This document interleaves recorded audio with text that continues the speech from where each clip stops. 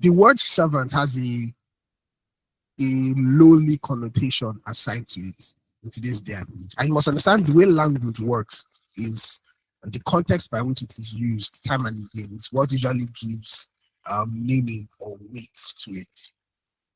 So when you hear the word servant, usually what is portrayed is someone beggarly, someone who has no regard for themselves, who, it just looks like this lowly estate.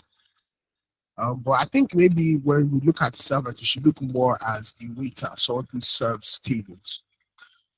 A waiter, I'm sure if you check some parts of the world, waiters are paid very well, higher than some of your tech girls. Laughs. Right? But what I'm trying to say in essence is the whole point is serving. And when you are serving people, when you are serving others, there's a certain state of heart that you must be. And I've realized everyone who is actually at the top of their vocation, whether they're entrepreneurs or whether they are 9 to 5, they are serving in some way, capacity, some way or form.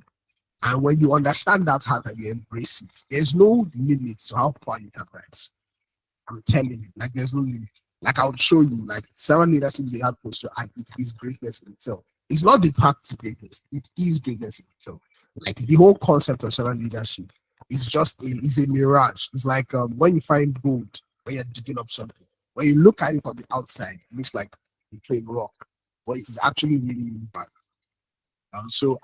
Here at Visionnaire Leadership Academy, we're combining two things: a servant heart and an elite mind. So I think today's already really covers that most, because the next session will have something that shows about like leading team and managing teams. That should be. But I want to first talk about servanthood, because when you have that ingrained in your heart and it's a framework that is running on autopilot, you realize that you just see yourself that you're moving. I've experienced this, I've told it to others, and they have also practiced these things that just work. So I'm not telling you calling device with this, right? I'm telling you things that actually really work. So the servant heart, how you work on that is by actually putting it to work, serving others. And what that starts with is you actually believing that people are worth serving. You must be able to care for people enough that it would make you to actually want to serve them. The wrong perspective of people is what makes others feel like they want to lord it over others. When you don't see people in the proper light, you can't serve them properly. Every human being is created in God's image, so we have intrinsic worth. Every, without exception. Even the people that do not behave well, even people that have wrong character traits, even people that have wrong value systems, they still are created in the That fundamentally means that they have their composition is worthy of being served. Just that alone. And I know you can bring up different things. I mean, they are not so great people all over the world. Probably even the boss you're working for right now isn't the best. But I'm telling you, because they're made in the image of God, they are worthy of service. The more you understand how deeply people are worth, the value of a human soul, the value of a human life, the more you understand that, the easier it is for you to actually say, okay, I'm going to serve. And one thing that I realize is if you're in a community where everybody is serving, you realize that the needs of everyone is met. It's usually because someone within that chain does not understand the intrinsic worth of a human soul. So that person becomes selfish. And then there's someone who is not being served. And that person has a reactive force. Now say, okay, me too, I'm not going to serve, I'm going to be told. Then all of a sudden you now realize that everybody suddenly becomes selfish and no one is being catered to. But the more that you see that everyone understands the intrinsic worth of a human life, everybody is serving one another, serving with their gifts, with their abilities, with the things that God has endowed them with. The more they begin to do that, start to realize that, okay, everybody's needs is being met, everybody's needs being sorted. Right? So the first thing is for you to understand the intrinsic worth of the human soul. I do not know how much time I have. Because time will start, so please help me. Just in like 10 minutes go. Please do all that. Okay. So before I go to meeting, so let me talk about servant leadership. So servant leadership is a heart posture. It talks about you looking at the fact that it's my responsibility to serve others. You may look at if I'm serving others, who serve me? We get there. That's not as important now. It's first to look at, okay, it's my responsibility to serve others with my giftings, with the things that I've been endued with, or even the things that I've learned. Everyone who decides to serve others with their gifts ends up being rewarded. Right? And I'm jumping, but let me just still jump to it. Like that's the last part of this one. Everyone who serves with their giftings, with their abilities, they are always rewarded because every time you show it, you reap. Now you'll be skillful in how you sow because there are places where you should serve your gifting. So if you serve a king a gift, if you serve someone who's not taking a gift, the reward is not necessarily commensurate, but you will get some kind of reward. So that's a skill in administering your gift. That's a whole different topic. But just the understanding that I should be the one serving others with my gift, I should be the one serving others with the things that are available to me. When you have that intrinsic mindset, that heart posture, it makes sure that you are never at the bottom for long. Never. Everybody who serves the world with their gifts, unreservedly, they're always rewarded for it. Haven't you realized that people who we remember, like in history, they are always the ones who poured their life out for others every single time without fail. Like you can go through. I've checked through history. I've checked through that every time that we remember people that their legacy actually transcends their current generation. It's always because their heart, like they were poured out for something. They served a cause. They served something beyond their current needs. Okay, so you must have that mindset first. Even if you are working with someone, I worked in a place some time ago, and while I was there, you know, there are certain aspects of my skill set I knew that I'm really good at. So, for example, I know how to speak, I know how to make conversation with people. So I'm like, okay, if I'm going to have this type of calls with certain people, let me volunteer my skill set. I said, okay, I know we're trying to get more clients in this area. Can I be part of the people who, who help us get more clients? So when we're in that type of call, I can use some of these skills that I've picked up, that I've learned, I've honed over the years to use it to help the company get more clients. Now, let me ask you a question. Will they promote me or will they not promote me? If they will promote me, because they've seen that I've desired to serve the interest of the company. When I see, and I'll talk to entrepreneurs now, for example, because that is easy, right? Because if you don't serve others with something, nobody's going to reward you with money. So that seems like more straightforward. If you're not serving others with a product, with a service, you are not going to be rewarded with cash, with dough, moolah. But when you're 9 to 5, it looks like, okay, what does that look like? So I want to paint it for you, especially because those in the sales journey are listening to me. When you're in a place and you are gonna be, you have a contract, so you are paid to serve the organization with certain things, whether with your time to do certain tasks. So you are being paid to serve in some way. Someone who does not have the servant heart can serve, but they will have a similitude of service because it's contract bound, right? So they will do the barest minimum, what is needed to make sure that they are being paid. And people who always do the barest minimum, right? People who always do the barest minimum will be paid the barest minimum. Exactly what they are being contracted for, that's where you remain. I assure you. But those who start to see that, okay, they begin to look for other areas that they can serve their gifting within that organization. They start to ask, because once you have that mindset, it produces certain kind of thoughts. If you don't have the mindset, you won't hear certain kind of thoughts because you start to realize, okay, what are the things you start to realize? You look around, some things become more obvious to you, right? Once that kind of mindset is being nurtured, when that heart frame is being nurtured, start like, okay, we could actually do this in this company. We could do this. We could do this. We could do that. You start all of a sudden, it's like a veil was removed from your eyes. You start to see problems that others will not see before. People who see that way are those who have a servant's heart, and they cannot remain at the bottom of the heart. Right? So a servant heart, that's what I mean when I say servant heart is greatness. It's not the path to greatness. In itself is greatness. So, right? So it's a heart posture that talks about taking on responsibility to serve others. Servanthood in itself is power. Your ability to understand your intrinsic worth, and yet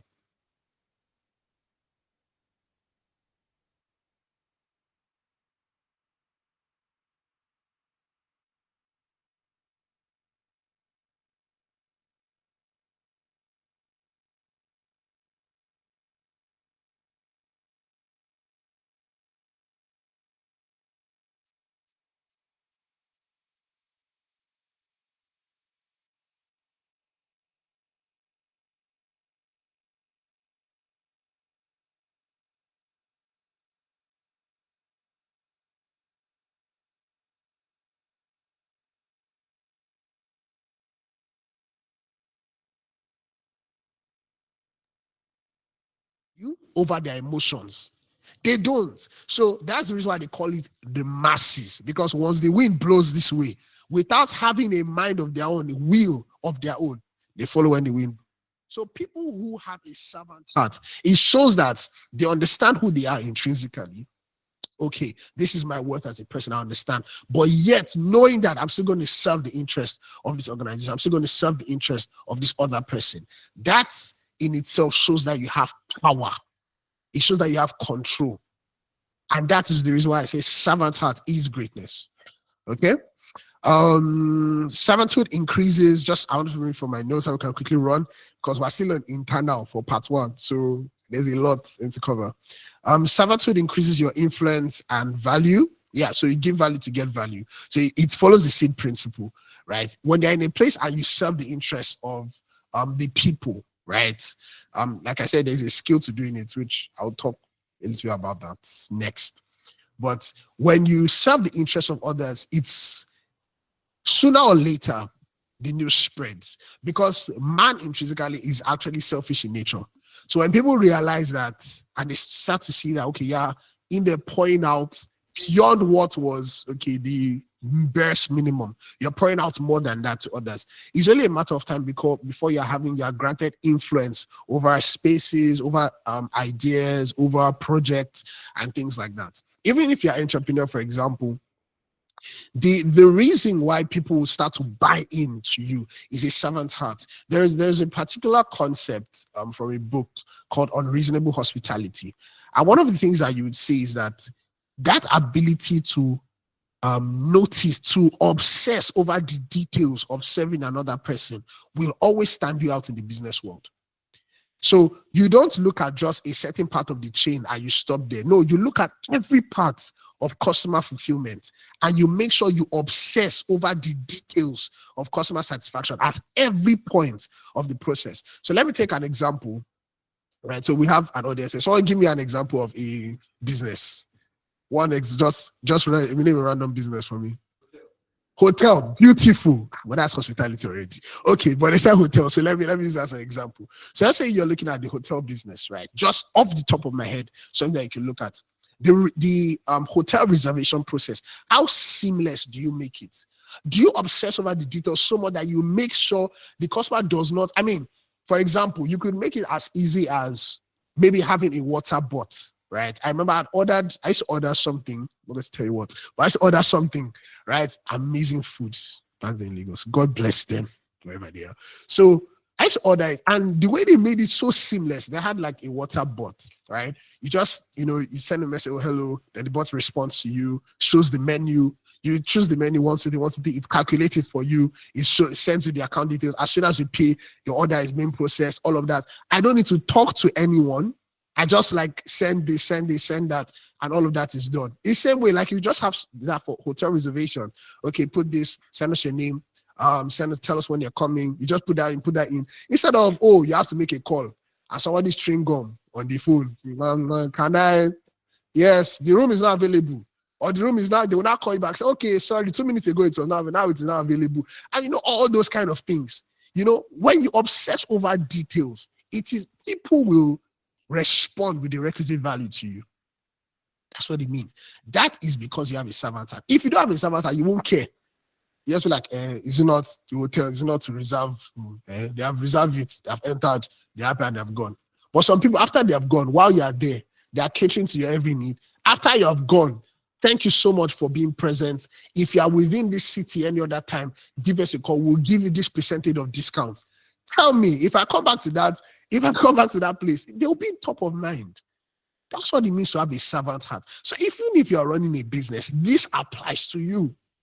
A servant heart to make sure that people respond to you with the requisite value. That's the reason why people charge certain amounts. There are certain places that charge certain things, not just because of the intrinsic quality of the product, but the way they have put so much details. They've obsessed so much about the details to make sure that their customer fulfillment journey is so tailored, so customized to you that you don't feel like going anywhere else.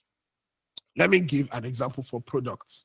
For those of you who build products, I watched I think they were trying to do like a comparison between different ecosystems. So we have our brothers who use Android devices. We have our brothers that use iOS devices.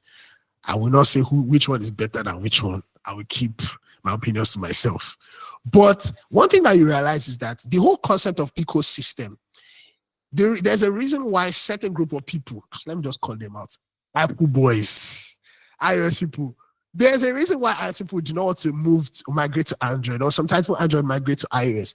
It's just the ease of doing certain things. So, audience, so let's say you move, you want to get something out where a document is in your notes, and Apple Notes is syncs to this, syncs to that. There's thoughts. There's obsession over thoughts to make sure that the whole process is seamless, right? So when you obsess over things, and that's what it means to have a servant, that you actually care.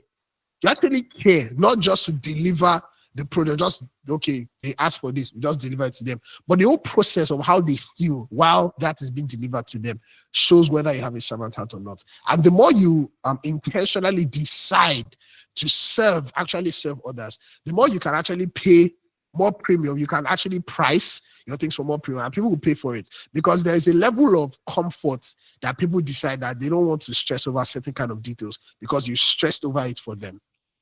That's what it means to have a servant heart. And look, let me take a biblical example. And I want you to use, I want to paint this scenario as if you were in that time. So let's look at Joseph, right? If we look at Joseph, while he was he stayed in a particular master, it's called Potiphar, the title. So while he was in Potiphar's house, what we realize is this: Potiphar did not need to think about what is going on. Do you understand? That is Joseph was basically project manager, right? He just handled the entire project of the day-to-day running, or operations manager, the day-to-day runnings of the household. And Potiphar didn't need to think. Because so can you imagine the removal of that mental load, that you are in charge of a project in your office and your boss does not need to keep thinking, has he not done it?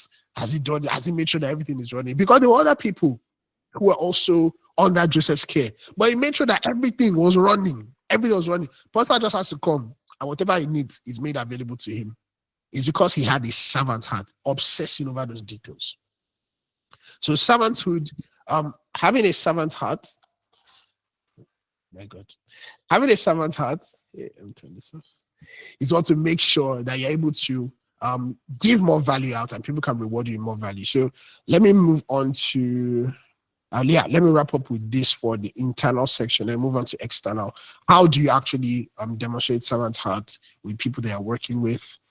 Sorry.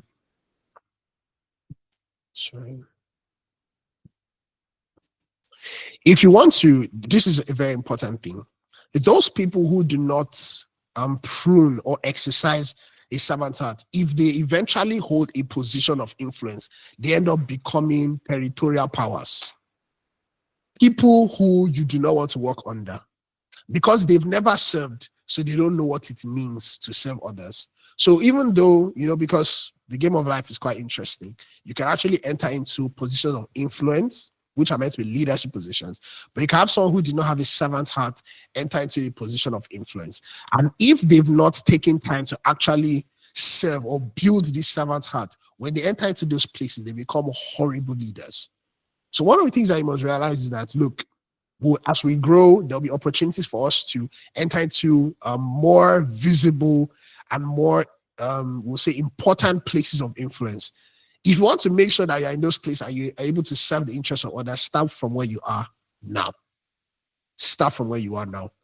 So the more you build that, the more you are in charge, the more that you scale, you exercise that heart of servant leadership, you are sure that by the time you get to a more, because power can intoxicate, guys, power can intoxicate. So if you want to make sure that when you get to that point, you are still in control of your will, in control of your emotions, that you can actually still serve the interests of others. If you want to make sure you're able to do that, start from where you are now.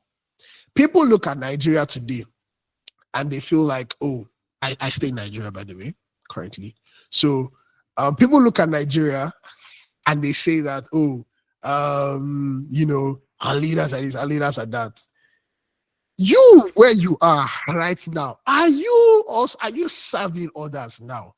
Because we cannot expect that all of a sudden you just land in a position of authority and start to serve the interests of others if you've not been serving others from the get-go. So the safety that we have for leaders of tomorrow is to teach them to serve now.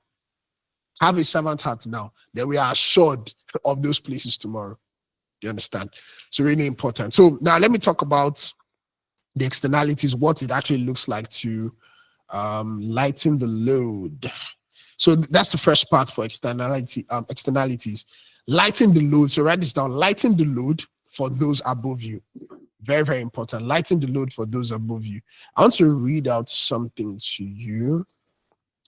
1 second. I want to read out something to you.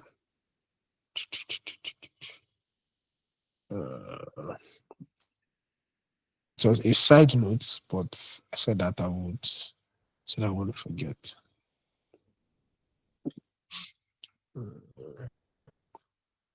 Okay. Yeah, found it. All right. So when it comes to lighting, so when you're working with someone, right, this is now practical, right? Except we're talking about like step by step.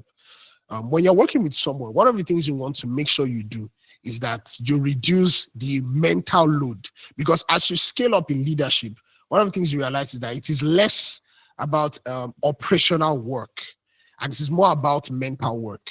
So less about day-to-day runnings with your hands, okay, doing actual operations, to more strategic work that is a mental load. One of the things that you want to do is to take off the weight of whoever it is that you're serving under. Every time you do so, it allows them more opportunity to have strategic thinking. So when you're building, when you're in an organization, so whether you're the one building it or whether you're working in one, regardless, there are like two sets of things that are happening simultaneously. There are things that happen strategically, there are things that happen operationally. So you want to make sure that, and it is people who are the helm of affairs that actually should do strategic thinking, because they understand the vision the most. They are the one bearing most of the risk and all of that. So their job is strategic thinking, long-term thinking, strategic thinking. People who are lower down the leadership hierarchy, their job is more operational things. So things that make the company run on a day-to-day, right? Or maybe even a particular project, right? So they're trying to, start a project, get through the project, complete the project. So those are operational tasks. What you want to do is that, I'm showing this practical example. If you can do this, you'll become the most loved person and people will just be promoting you. Because what every leader wants is for others to help them take, because leaders take up so much burden. Imagine a leader taking both operational burden and strategic burden at the same time. It's a lot. So the moment you begin to lift off the load from their shoulders, they have more breathing space and they can think strategically. Right what I'm saying now. Any company where the the founders, well, more mature companies, they have board chairs and all of that. Their job is not operational, obviously strategic. So let me look at companies that they've not scaled to that level. People that are still in maybe CEO, CFO, just C-suite alone type of level. If you make your CEO and CEO to be concerned and to be bogged down by the operational task every single day, every single time, that company will not grow. And it will affect you. Yeah, it will. So when I say people who do not decide to carry the burden and say that, okay, I'm going to lighten the load for those who are above me, right? As far as organization hierarchy is concerned. If you don't do it, at the end of the day, the feedback will eventually get to you. It will eventually get to you. Because when you allow for more strategic thinking, you allow for more strategic goals, you allow them to think in such a level that, okay, how can we move this company forward within the next 1 year that we're not able to do within the last 5 years? Well, you allow people to think that way. When money starts rolling in, it will get to you. It will get to you in a good company anyway. Hallelujah. But it will get to you, right? So that's when you're doing things like that. That's the reason why when I say servant leadership is not, when you're able to do that carry out that kind of value, it will eventually spill back to you. So you must be able to lighten the load for those above you. All right. Another one is this: learn to write this down. This is really, really good. I learned this. I learned this over the years, but I'll give it to you for free. Okay, it's not free. You pay for the card, but it's still free. Tell people what they want to hear in a way that they want to hear it. You see this rule that I just said to you, many people have flopped this rule and it has either pegged them at a certain level or they have been exited, a quick exit out of organization because they don't know this simple thing. There are a lot of people who say, oh, I'm going to say my mind. I'm going to say my mind, exactly what I want. I will tell them what I want. I'll say my mind and thank you. I'll just tell them my mind and all of that. That is the quickest way out of the company. You tell people what they need to hear in a way that they want to hear it. So that talks about understanding context, time, place. It's not everything that you must say with the same intensity. I worked with a particular leader. Oh God. I worked with a particular leader some time ago. And he wasn't the nicest with his words when he was not, like, he wasn't the nicest when he wasn't, things didn't go according to plan. But, I had to work with him and all of that. And we have people that we have to, serve and all of that. We're in leadership positions. We needed, of course, I need to communicate. So, he can send me that, oh, tell them this thing. And he will tell, as he's giving it to me with the fire, thunder, brimstone, everything at me. Imagine that I took it. I said that as I've received, freely as I've received, freely I give. If I do that, we'll scatter the entire organization. But I took it, took exactly, felt all the brunt, received everything they're trying to pass across. They refined it. I knew what he wanted to pass across, but I knew that passing it across in this way, we will not get the job done.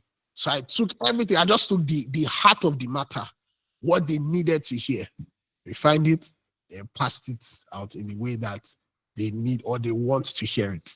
And as they got it that way, they understood the heart of the matter and they adjusted, right? Because there's some things that didn't go according to plan. They adjusted because of that. So at the end of the day, the goal was also, here we will not come back and say that, did you tell them exactly word for word what I told you? No. All he wanted was to pass a message across. And I made sure that message was passed across. And the objective was achieved. Do you understand? So in the same way, you want to pass bad news to your boss. You got to tell the boss, let me tell you the truth, though. Everything has scattered. We are done. This company is going down like, really? Come on. You've not thought of a possible solution. You've not thought of possible options. You are just come with a problem blanket like that. And I tell you word for word, this is how it is. No. You tell people what they need to hear in the way that they want to hear it. That's the reason why you must understand the people who you're working with. If you're working with maybe certain kind of managers or certain kind of people, maybe you have people in a board that you have to report to and all of that, you must learn to tell them what they need to hear in the way that they want to hear it. This thing is key. And that's part of communication skills, which doesn't seem as when we have that like later on, right? You must learn it. You must learn it. There's a psychological aspect, a psychological mastery of working with people. You don't just pour everything just like that without any kind of filter. When you do it that way, people will just peg you at a certain level that this one doesn't know how to talk. This one doesn't know how to carry burdens, because people don't need to see everything that's happening on your face.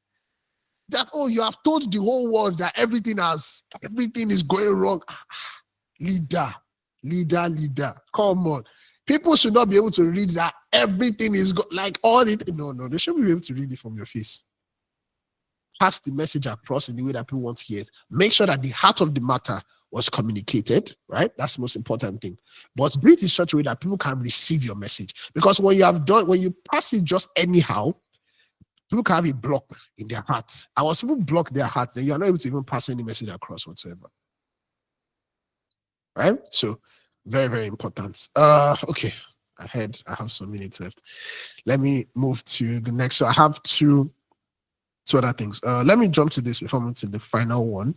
Then I'll give you some things that you can try out while we have a little break in between before we come back for my next session. Okay. Write this down. Develop the emotional quotient to tolerate. develop the emotional quotient to tolerate, or the emotional intelligence to tolerate. I have realized that in today's day and age, tolerance level is really, really dropping. And it really, really saddens me, because what would happen is that we would end up becoming weak leaders, and we end up raising weak leaders. People that do not know how to tolerate. Their tolerance level is really, really low.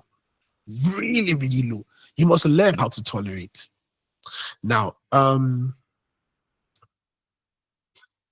because I'm trying to be careful, because I have a friend that is in the mental health space, so I should not feel like I believe that your mental health should be protected, and there are certain parts that are borderline abuse, right, which you should not be a part of. You should not even stay in such kind of environments. But there are certain places where it is not abuse; it's just simply discomfort. But people seem like they can't take in discomfort anymore. If you're in such a place, you can't grow. There's something that I tell to people, like I should say this a long time ago. I say stretch, stress, and stretch. There are certain kinds of stress levels that would allow you to stretch yourself.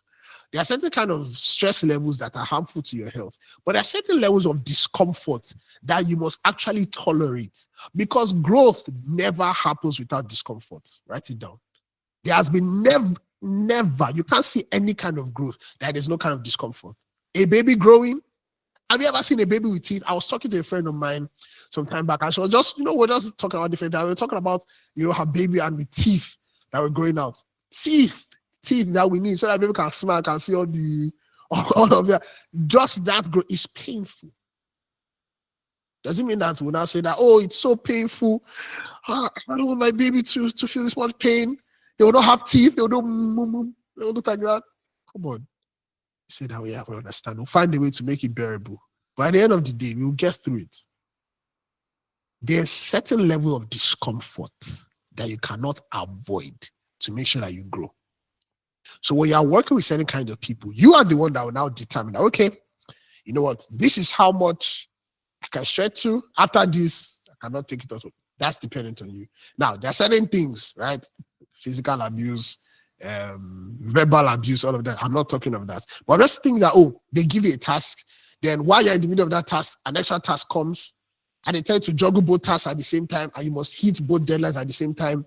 You know, say that, it's toxic. It's not toxic, my dear. It's not toxic.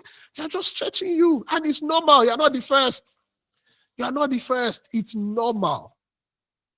Life on its own. Do you know what it means to live life? To live life, just to be a human being, an adult human. You will juggle multiple things at the same time. You'll be stretched, but that allows you to grow. So you must be able to have increased tolerance level. Like I said, caveat, I'm not talking of physical abuse, I'm not talking of verbal abuse, any of those things. Just the fact that you just have to handle more things at the same time. When you are being stretched in that manner, don't look at it and feel like, it's an attack, people are attacking me, they're doing this more, why is it only me, and all of that, right? That shouldn't be your purview, that shouldn't be your outlook.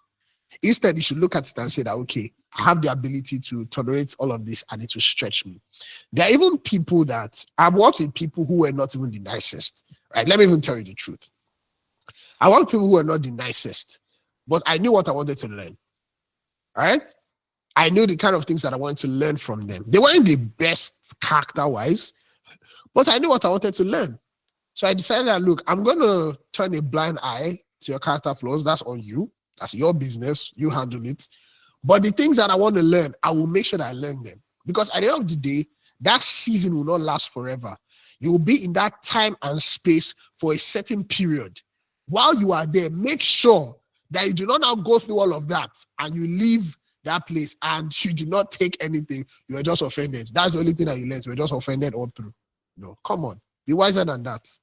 Be smarter than that. That's what I mean when I say that you should have ability to control your emotions in such a way that people are doing something and they're in the workplace, people are saying all kind of things, or they're even being manipulative. But yet you're in that place and you need to learn something. Right there? Learn the thing that you want to learn. You won't be there forever. By the time you've learned the thing you want to learn, you will leave that place. When you leave the place, the skill that you've learned, those things that you've learned is now yours. Nobody can take it from you. but now you've left the place and they can sort themselves out. Right? But now you go somewhere else that's a better place, and now you're able to give more value to them because you've grown, you've added something to your skill set.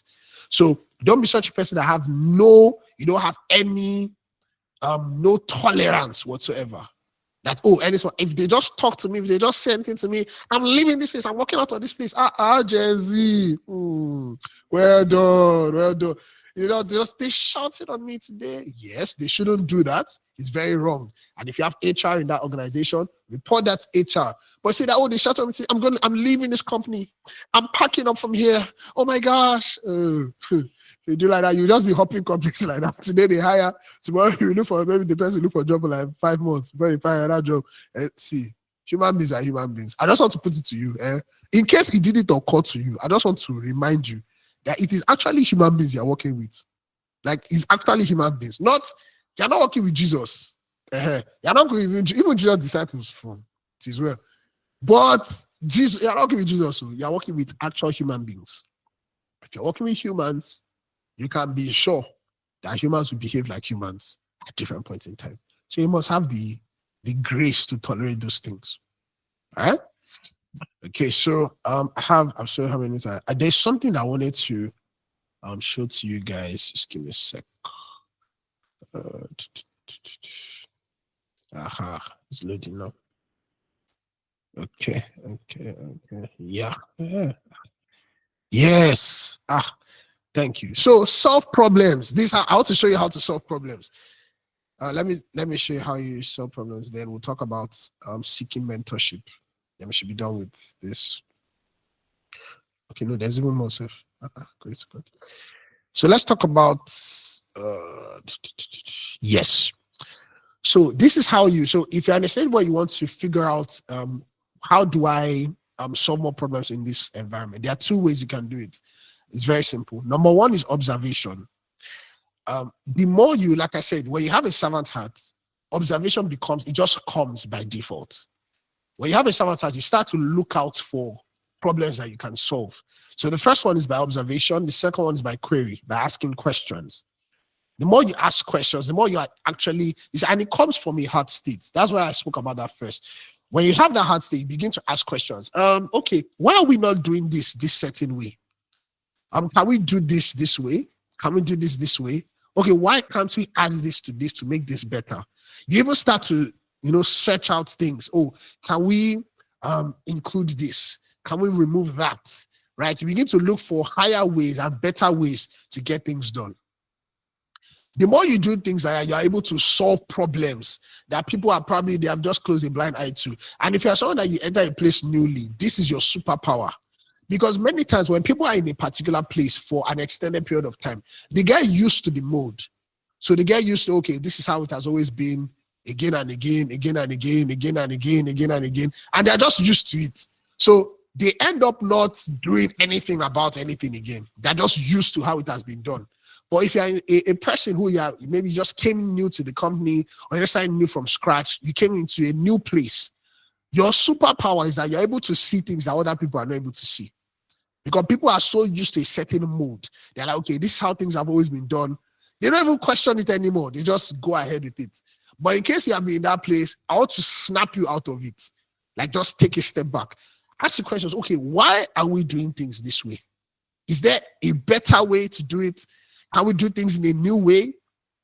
Right? Why not this? Why not that? The more you ask those questions, you are probing. Questions can come out and becomes problems that people have not even spotted before. And you'll be the one to now bring the solution.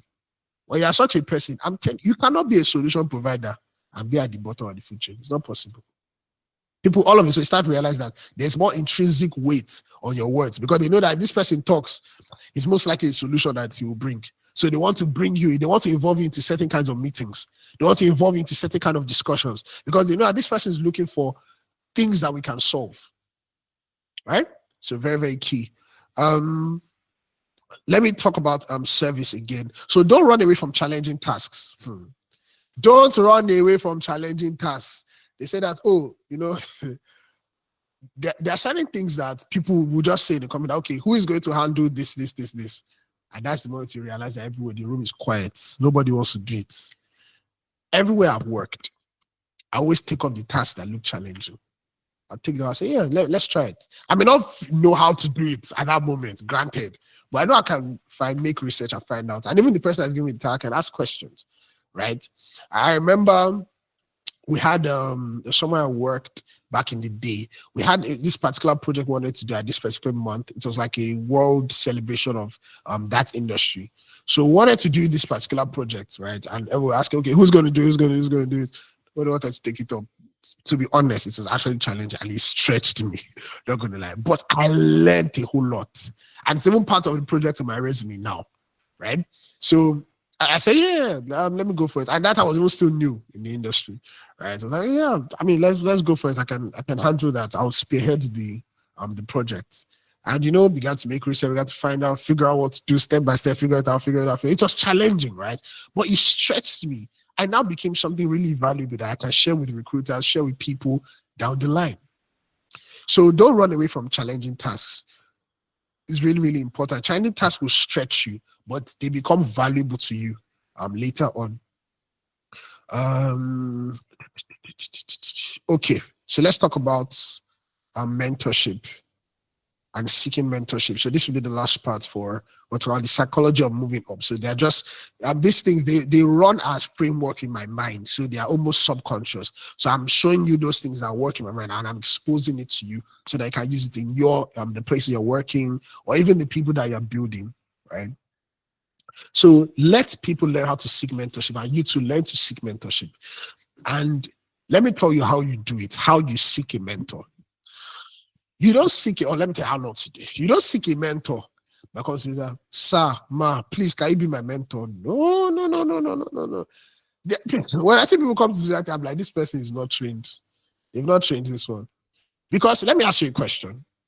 If something is really valuable, I mean really valuable and visibly valuable, won't it be valuable to other people as well?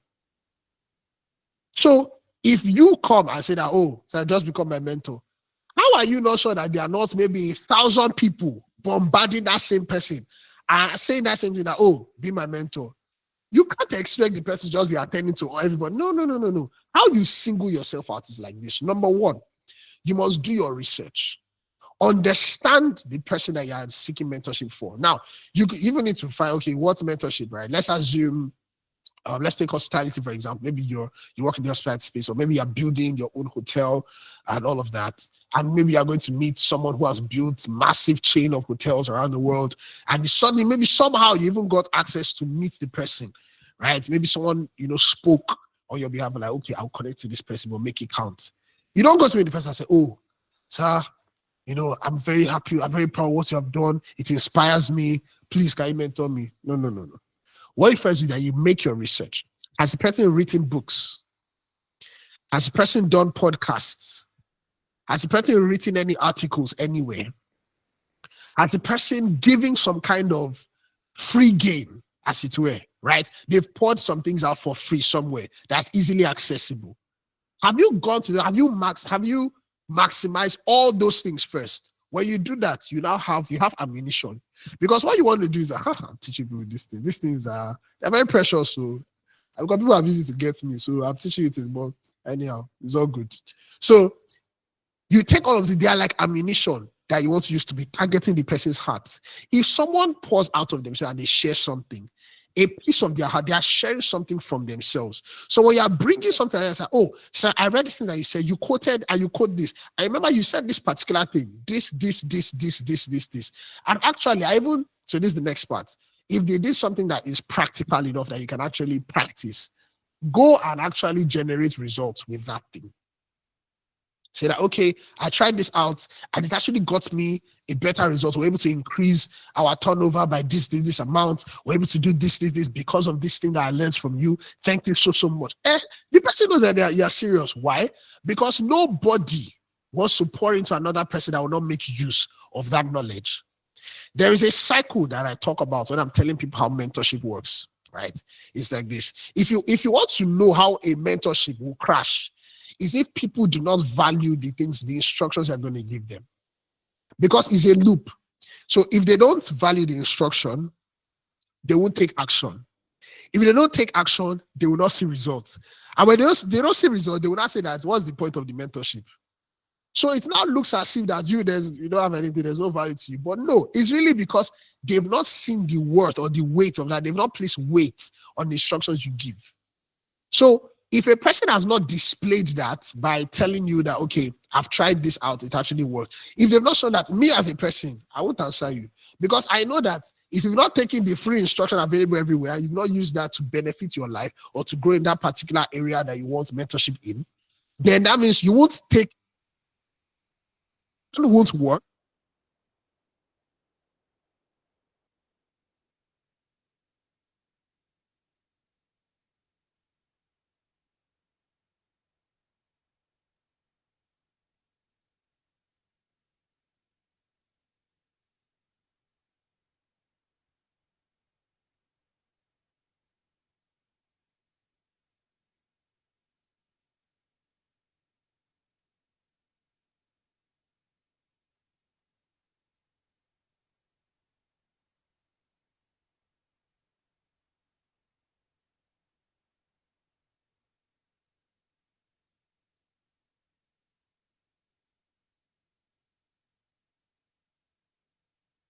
There are some more customized questions that I have that I wasn't able to get a direct answer with the freely available material you have.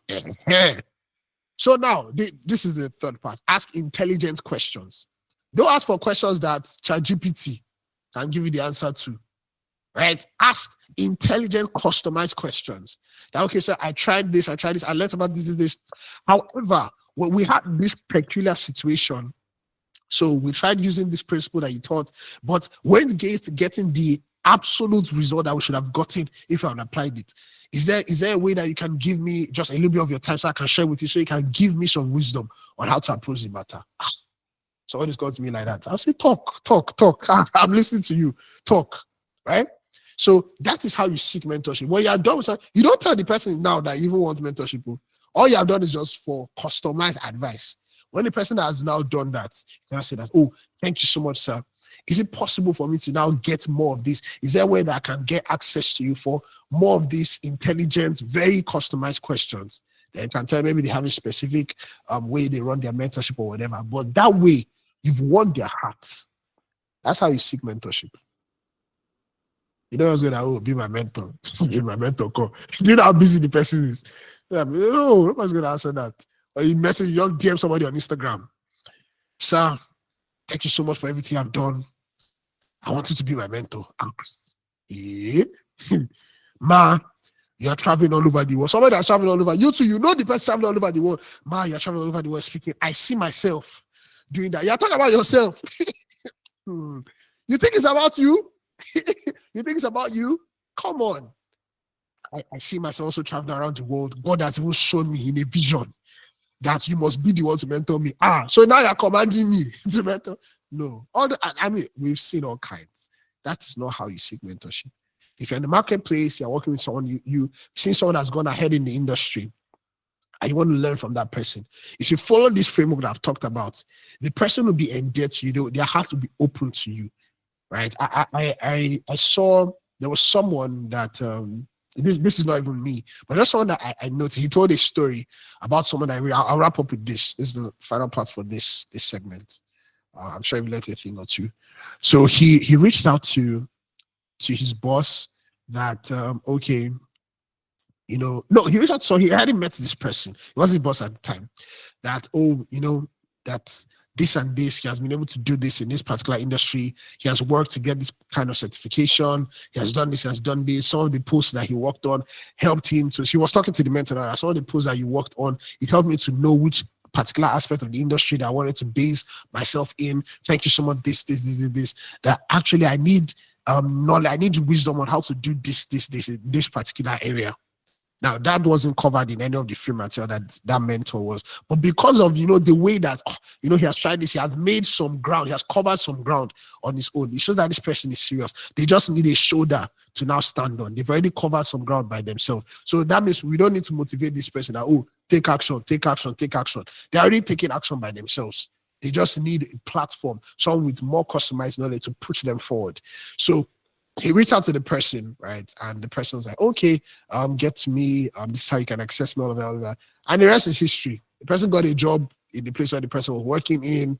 I mean, and all of that. I mean, now the person has left the place and all. But while all of that was simply because he understood how to get mentorship from others. So if you follow all these things, this particular way, what you can be sure is that your trajectory moving up, whatever company that you find yourself, you just realize that your velocity, it just keeps going, your acceleration just keep moving forward, moving upward, right? These are the things that people at the top know. There's a book, I don't remember it. I don't remember the exact title, but it's something around that people at the top, they eat together, right? It just talks about the fact that you must have a collaborative spirit.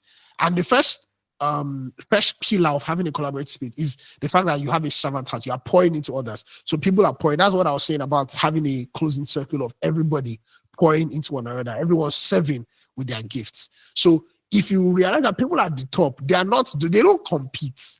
There's some level of collaboration at the top. But people who remain at the bottom of whatever organization hierarchy that you find yourself, whatever place you find yourself, you realize that they're just competing, and it's always competing for scraps. People that are at the top, they instead collaborate for the main thing at the top. All right. So that's the psychology of moving upward. I spoke a little bit about the emotional intelligence part as well. Okay, so that concludes this particular session. Let me give you a task that I want you to try. I want you to take a personality test, right? There's this particular one, 16 personalities. Take it now. A personality test is not absolute. It doesn't tell you everything about your life. You don't take it as law, right? But it will help you to have a kind of idea around the kind of person you are into some degree, right? Like I said, it doesn't apply to every aspect of your life, but take the test. It just allows you to have a certain kind of, okay, I'm kind of acting like this, because personalities actually change. Personalities adjust. So if you see you are, advocate or whatever, whatever naming system you give them, right?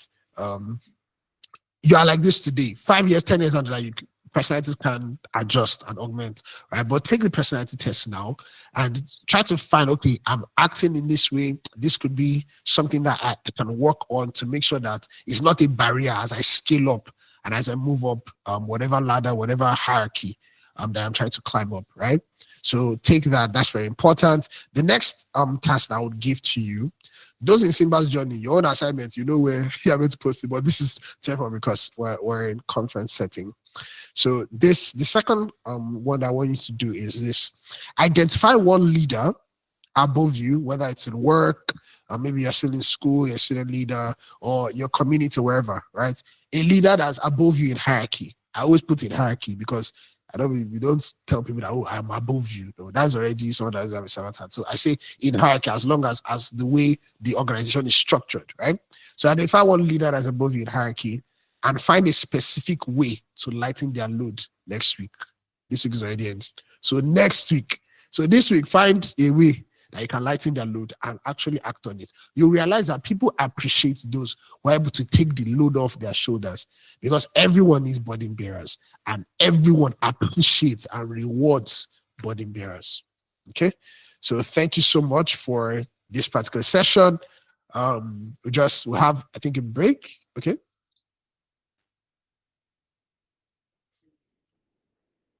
Yeah. Okay. All right. So we have online. Okay. Is there a link? Okay. Okay. Lovely. So for those of you online, I had a link has been posted there for questions. If you're here physically, we have some of our dear volunteers in the house. So if you have specific questions, you can ask them. I would attend to them. Okay. I'll repeat the question here. Okay. So my question is, I once worked in a place where, I followed your ideas about servant leadership, strength and health, and everything. And at some point, now looked like I was being taken advantage of. Yeah. So in that kind of situation, and the relationship that became toxic, Yeah. very, very toxic, right? So, what do I do in that kind of situation? Yeah. All right. Thank you very much. So the answer to that partly was answered in the last one we had. So we had That was Lagos edition day one. I spoke about organizational politics.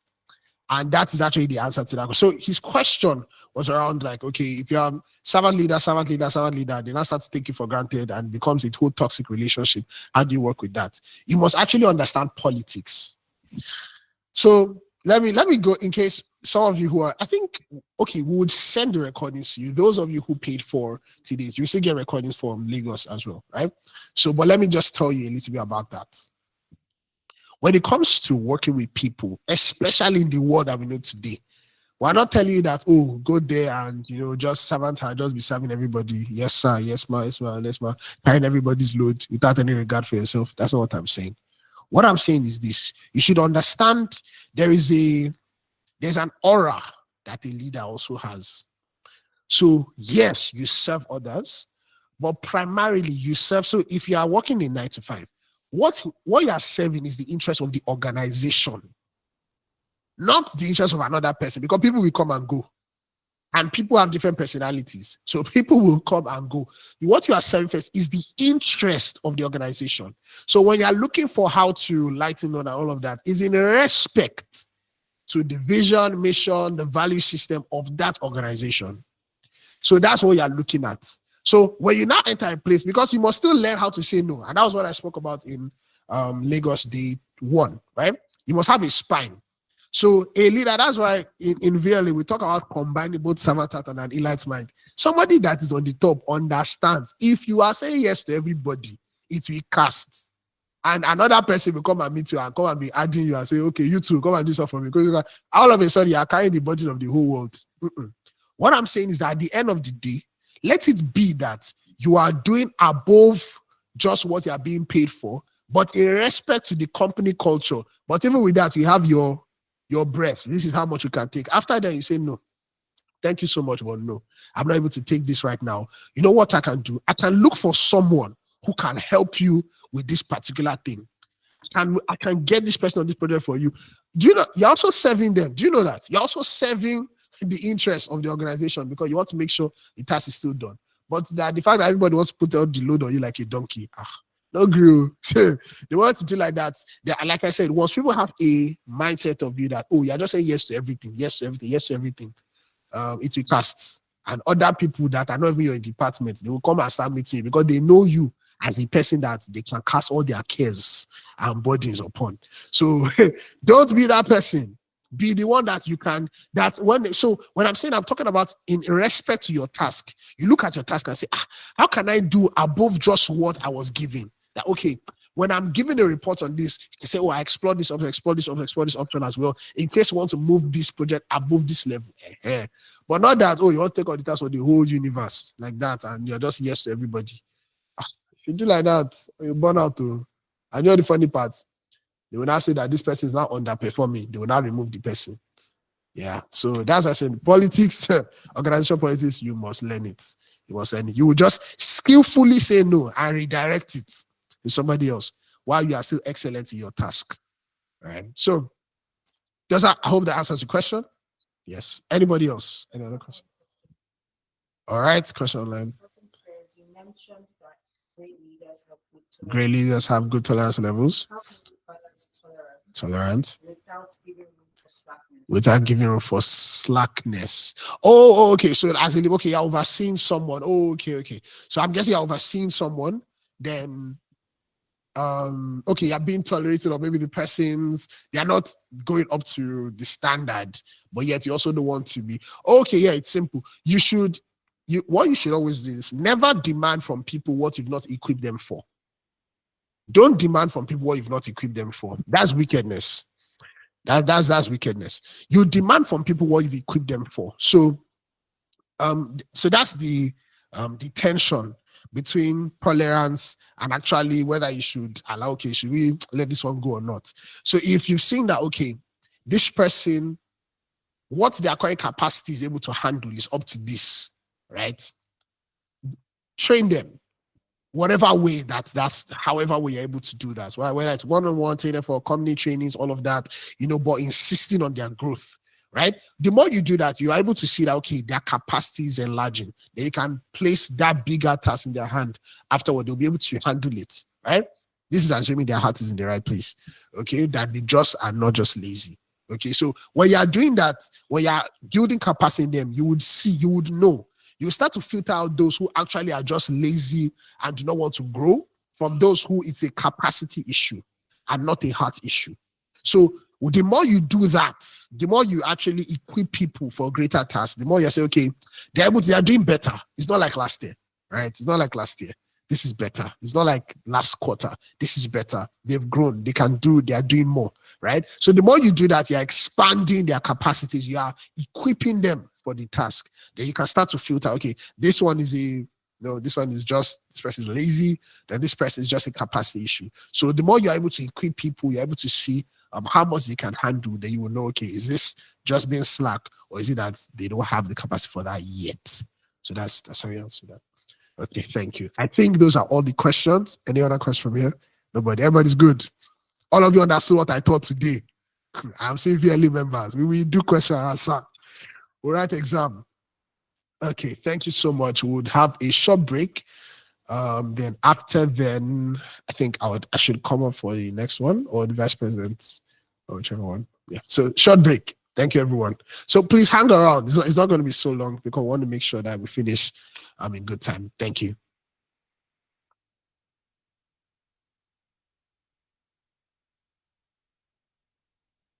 Okay.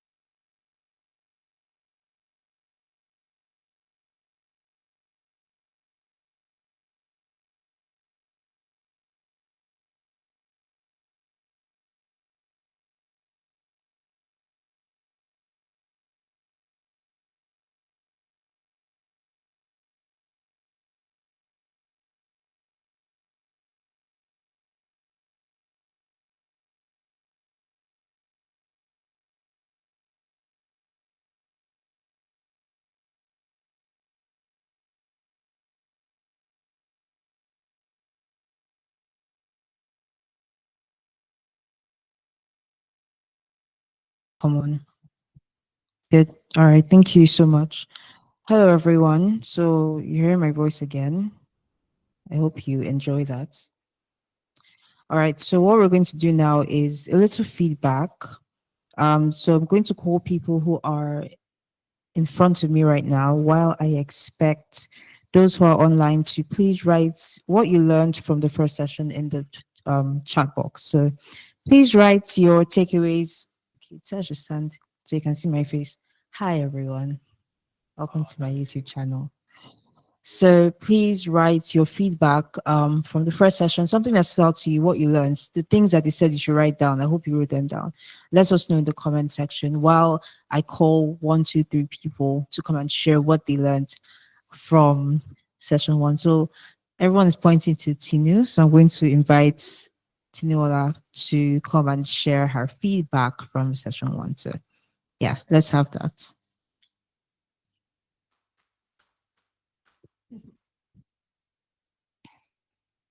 Hi, good afternoon, everyone. Good evening, everyone.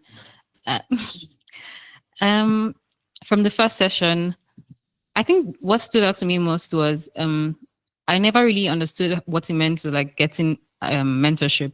What I usually did when I wanted someone to mentor me is just get their materials. Like for instance, Ibukwa Woshika and Temilade Salami. So Temilade Salami just released a book set recently, and I follow all her contents, LinkedIn, whatever it is. So that's how I've basically just known it as. I never knew that I always found like talking to people and asking them, oh, like, can you be my mentor? I found it very, yes, very cringe and very somehow. So I just really prefer um, reading their work. But I now understood very much how intentional you have to be to making someone your mentor. Actually, in a field where there are not a lot of women and there are not a lot of people there. And I also learned that superiors are also human beings. Our leaders they had to be given more grace. Yes, so that's what I learned. Thank you very much, everyone. Thank you so much, Tinu. Please put your hands together, using the emojis and all of that. I'm still expecting your feedback in the comment section. So the next person I'm going to call is Bala David. Let's put our hands together. Thank you so much. All right. Cool. I should sit down. All right. Okay. So for me, I think what I learned was the ability to take on challenging tasks. I think usually, especially like in a work environment, sometimes it can get overwhelming, but at the same time, there's an opportunity for growth. So I think what I learned is the ability to develop mental toughness to take on tasks and accept that, okay, yes, it's going to be hard, but still pull through and give in your best. Like, what's the worst that can happen? And I think another thing that I learned is your ability to, we'll call it emotional quotient, your emotional intelligence. Tell people what they want to hear, not how you feel, because and it's very important in any work environment, right? So when relating with your boss, with your founder, with your CEO or whoever, don't just express your feelings. Express how they want, or express yourself how they want to, what they want to hear, and how they want you to express themselves rather. I hope that makes sense. So yeah, I think so are the two takeaways for me. Thank you so much. Okay, thank you, Bala David. That was really, really good. So I want to look at people's names and call them because, okay, thank you guys. So let me read some comments people are saying. So Loretta said,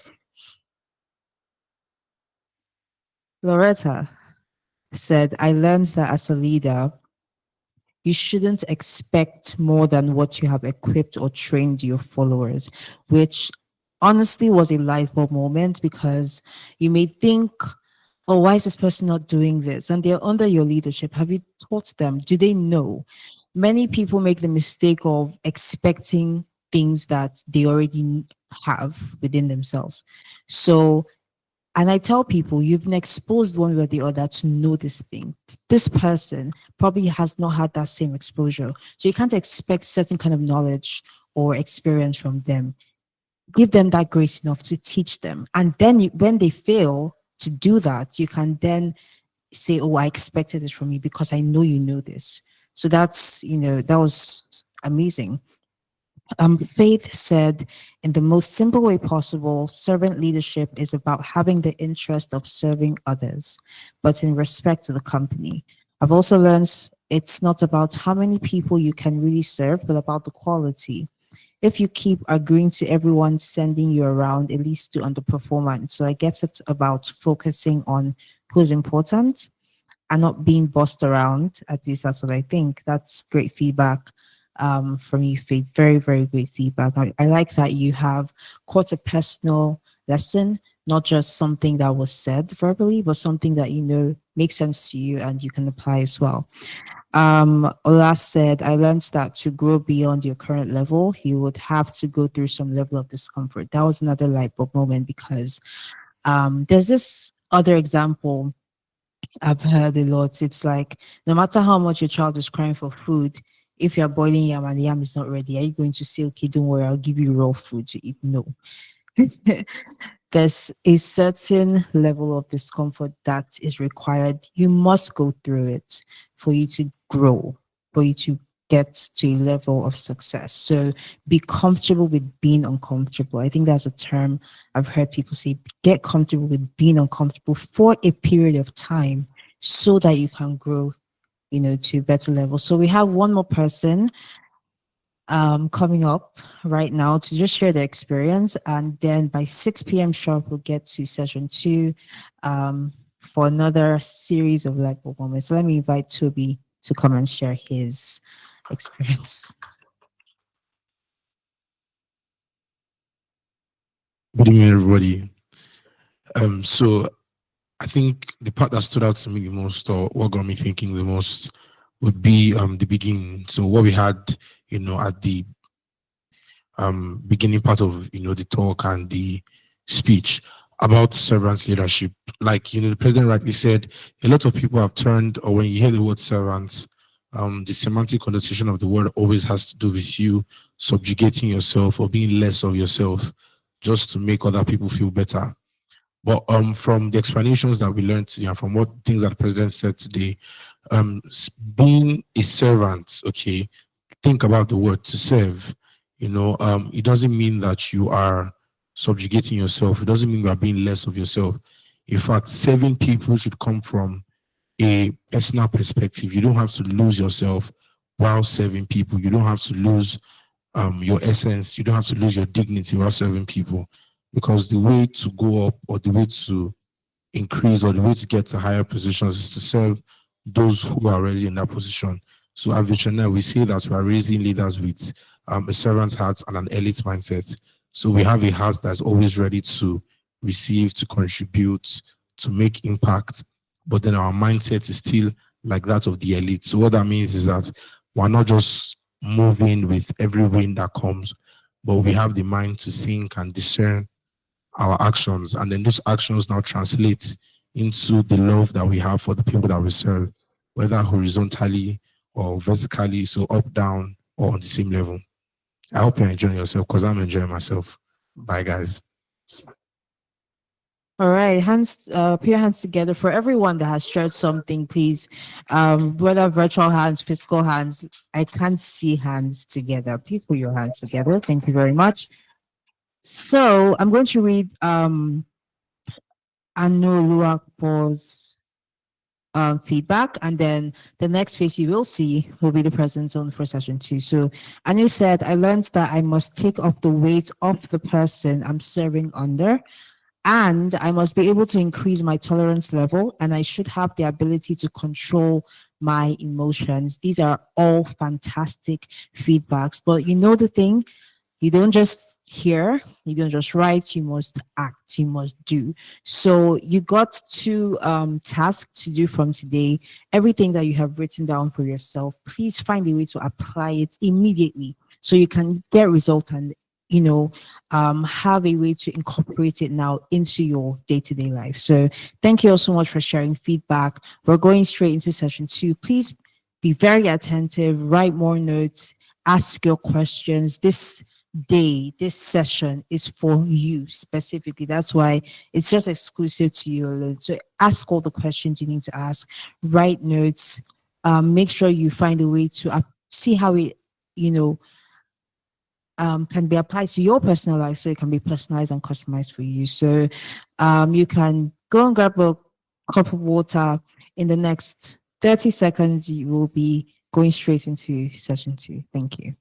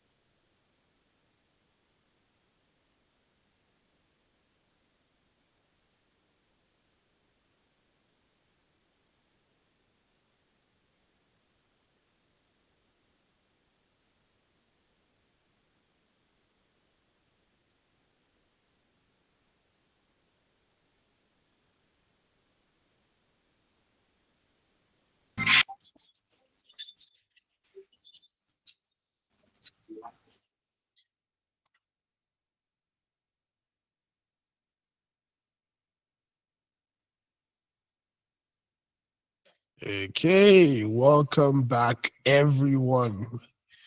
Thank you. Thanks for being here. So moving straight into our next session. This next session is talking about managing and leading high performance teams. So I'll be sharing lots of principles, lots of principles. Okay, so let me just get that ready. Okay. So there are lots of things that I can see. You see, this particular one, there are a lot of things that I can say regards this. And it is a skill set that you learn, you build on, you continue to build on for as long as you tend to remain impactful in life. You would always work with people, you would always have to manage the relationships of people to accomplish a certain goal or certain objective. So learning how to work with that, how to get the best from that system, that interaction of people to achieve a specific goal. The more you learn that, the easier it is for you to actually have impactful goals, to hit those goals, right? So I'm going to be talking about those things. I really get to my heart. Then I'm hoping that we can maybe do an exercise together, just while live, so that I can show you how it actually works. All right. So, like I said, we split into 2 parts: internal, external. So, internal, let's talk first about what it means to see the best in people. Everyone who is leading people must understand that leadership and development of the people is a long-term goal. It's not short-term. If you try to make it short-term by force, you will be frustrated. You will be frustrated. I humorously tell people this, right? And although it wasn't leadership I first said, it was in relationship. But let me still tell you. Some 20-something years of their life becoming a certain way. And they came and jam you. And you expect that by some kind of miracle, that as you just tell them once the first time, this is something I don't like, they will just get it. It's not. So that's not how it works. So in the same vein, what I'm just saying is that people have grown, they've learned to act a certain way. They've learned to behave a certain way. They've had their own set of values, all of that. And now maybe they're going to work in the organization. We don't know for how long. You must have, as a leader, you must have a mindset that, okay, their growth and their development cannot be short term. You can't expect somebody in their first few months, all of a sudden they've gotten everything. They just understand how they should behave. They understand how they should relate with others and all that within the context of the company's values. It doesn't work that way. So you must have long-term purview in mind, right? The long-term development. So which means that their capacities, their competencies, their character, all of that will be shaped by you. It's a long-term journey. It's not going to happen immediately, right? So you should have that at the back of your mind. So that's something that takes a certain level of, it takes, there's a certain level of, whether it's anxiety or weight, it just takes that burden off you. Like you can breathe. That, because you look at a baby, no matter how much you want to force, there's just a certain amount of time before the baby starts walking. If it extends beyond that, you know it's a problem. The same way that if it extends beyond the time period that a person should have already adjusted to the company's value system, how they should be hitting their goals, all of that, you know that, okay, there's a problem. So, but something doesn't happen in a few months and I say, oh, why is this baby not working? They just came out of the womb today. They should start running. So, in the same vein, you should also understand that development, the growth of people within an organization, it's a long-term plan. It's a long-term journey. So relax, just get comfortable, roll up your sleeves and know that, okay, this is a journey we're going to take. Okay, when you have that at the back of your mind, it saves you unnecessary stress. Your BP is not just rising at every mistake that they make. All right? So that's like the first part. The second part is that you must seek for the best in people. This thing I'm saying is a training. I'm talking to people who are listening to me, right? I know that not everyone is going to accept this thing that I'm talking about. And that's why people like us will be at the top of things. But I've realized that people who have this thing I'm about to talk about, they are always, you will see them there. They seek for the best in people. So what it means is this. If someone makes a mistake, I would rather believe it's a mistake than it was an intentional sabotage. That's my first look. Now, it doesn't mean that I'm not naive enough to say that this person could not be insider threat, right? But my first response, given the entire situation, my first response is to look for the best in people. If you start making people to live under an atmosphere of suspicion, you will never get creative output from such a people. We'll get there. I'll talk about motivation. Well, how to motivate your people. Fear is a motivator. You know that fear can actually be a motivator, but it's not a good motivator because you will never get creative expressions from people because of fear. They will only hit the target. They will never see the reason to extend beyond. That's why fear is not reliable. It's not reliable.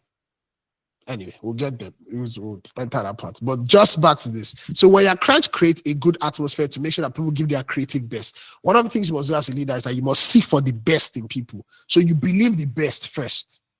You believe the best of people first. You want to assume, first of all, you may be wrong.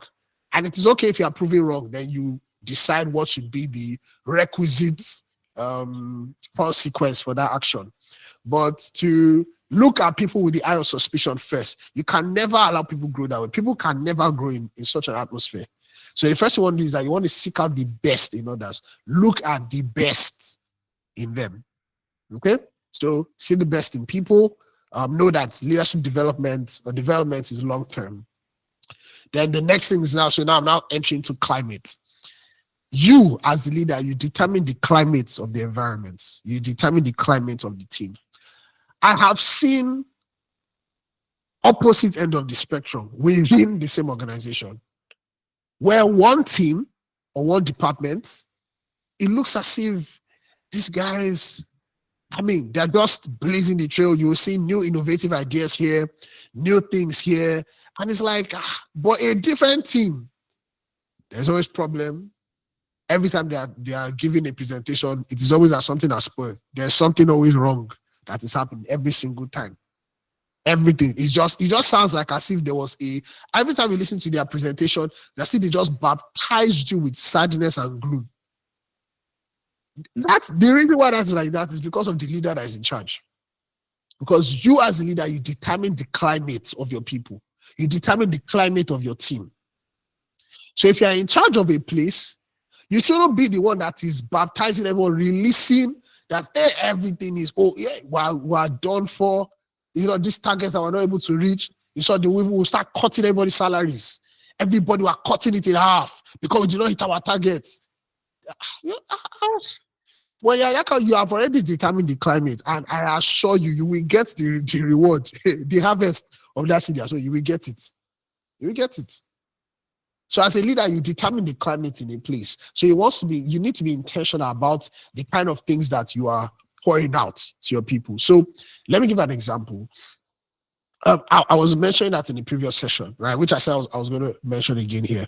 You determine the climate. So if something that is not so great is happening in the company, as the leader, look, let me tell you the truth.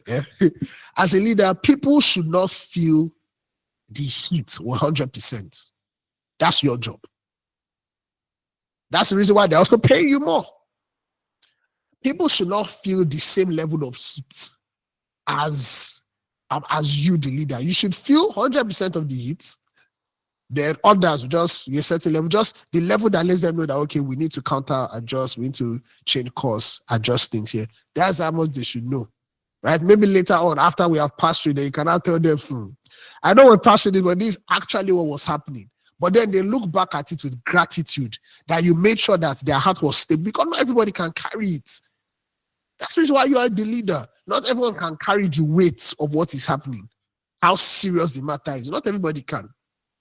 So your job is to make sure that the climate is always that of a positive atmosphere, where people can look at a situation where you're bringing that, okay, something wrong happened, there's a problem, there's a crisis. You're already saying that, okay, there's a crisis, but don't worry so much about that. There's actually a possible way we can get around it. Let's try this approach. Let's try that approach. Let's try that approach. That is a leader. That's a leader. Not that you carry it and you dump it. There is something that I heard, and I will never forget this. It was by a beloved preacher, Pastor T.D. Jakes, highly revered Pastor T.D. Jakes. He said this. I think it was his book that he said it. I remember the book cover now. I don't remember the exact name. He said this: as a leader, never bleed on your sheep. You shouldn't be the one that something happened, you are caught, and you are bleeding on your sheep. This same thing, it has happened in different, any kind of relationship. It's not just work relationship. We're seeing that people get caught, and someone does they go bleed on another person that didn't cut them. You shouldn't be the leader that bleeds on your teammates. That, the boss called you to his office. He said, what's wrong with your team? This is it. And you people are meant to have stand-up that morning. Then you get ready for the stand-up. Say, you don't want to talk to anybody, so that it will not come out. As the meeting started, whoever was there to anchor the meeting told them that, don't worry, I will anchor this meeting myself. Then you start, then you pour it out. You let loose on everybody. That's a leader. I think I was talking to Vice President about something that happened to me 2021. I will never forget that day.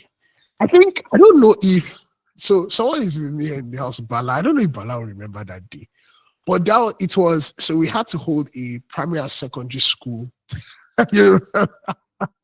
We had to hold a conference for primary and secondary school students while I was in school. Oh goodness. So it didn't go as planned. Now we can say, okay, it was because of that, this person didn't do this, but that's not important. I was a leader, I was in charge. And the fire and brimstone from above landed upon my head. And I took it and I swallowed it. And I apologized on the behalf of the whole team. And I went back to my team. I said, okay, look, we shouldn't have done this, should have done this. This is the way we should do this next time. And instead, they were equipped to do better because we could extract lessons from it. And I could show them the lessons. Okay, this is what happened. We shouldn't have done this. You should have done this better. This is what we should do next time. Now they've taken something, but obviously they knew that they messed up. It's not even, it was clear. Like, I'm sure they were already expecting, all of that. But if you do that, we didn't grow, we didn't learn. We didn't grow, they won't learn. They won't learn, they won't grow, you won't make progress. So what's the point? You just want to ventilate and have ventilation on them. Go and ventilate on your pedo.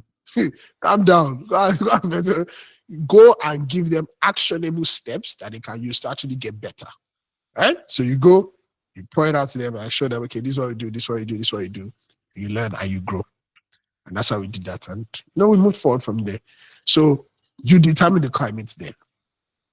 If you're a leader, you shouldn't be someone who seen this. I don't know, I'm pointing out, there are certain things I have seen in the culture, in the workplace. And I'm just like, if you continue like this, if you raise your own company, if you start your own company, you will crash it with your own hand. You will crash it with your own hand. There are people that they do not know the company values. They don't know the company vision. They don't know what the company stands for. And you expect to have the right climate. You can't. Because people cannot even see you owning the vision. Part of the climate that you must have as a leader is ownership of the vision. The vision of the organization, it should be clear that you've taken ownership of it. If you've not taken ownership of it, how do you expect others to take ownership of it? You are the one that is calling for meeting. You haven't forgotten about the meeting that you called for. It just seems like you don't care, completely apathetic towards whatever is happening in the organization. We're having a get together where we can know, I'm not coming for that meeting. And your teammates are hearing you. Do you expect them to come? They're not coming. They're not coming. If you don't exemplify what you want to see, you can't expect others to follow suit. You are the one that determines the climate. So the things that you want to see, you must be doing them clearly visible for them to see so that they can learn. You determine the climate. That's how you lead a high performance team. If you want to lead a high performance team yourself, you must be a high performer.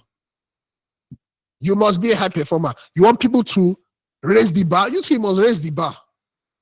You must raise the bar. Let me tell you something. And this is the reality of leadership. It's the burden of leadership.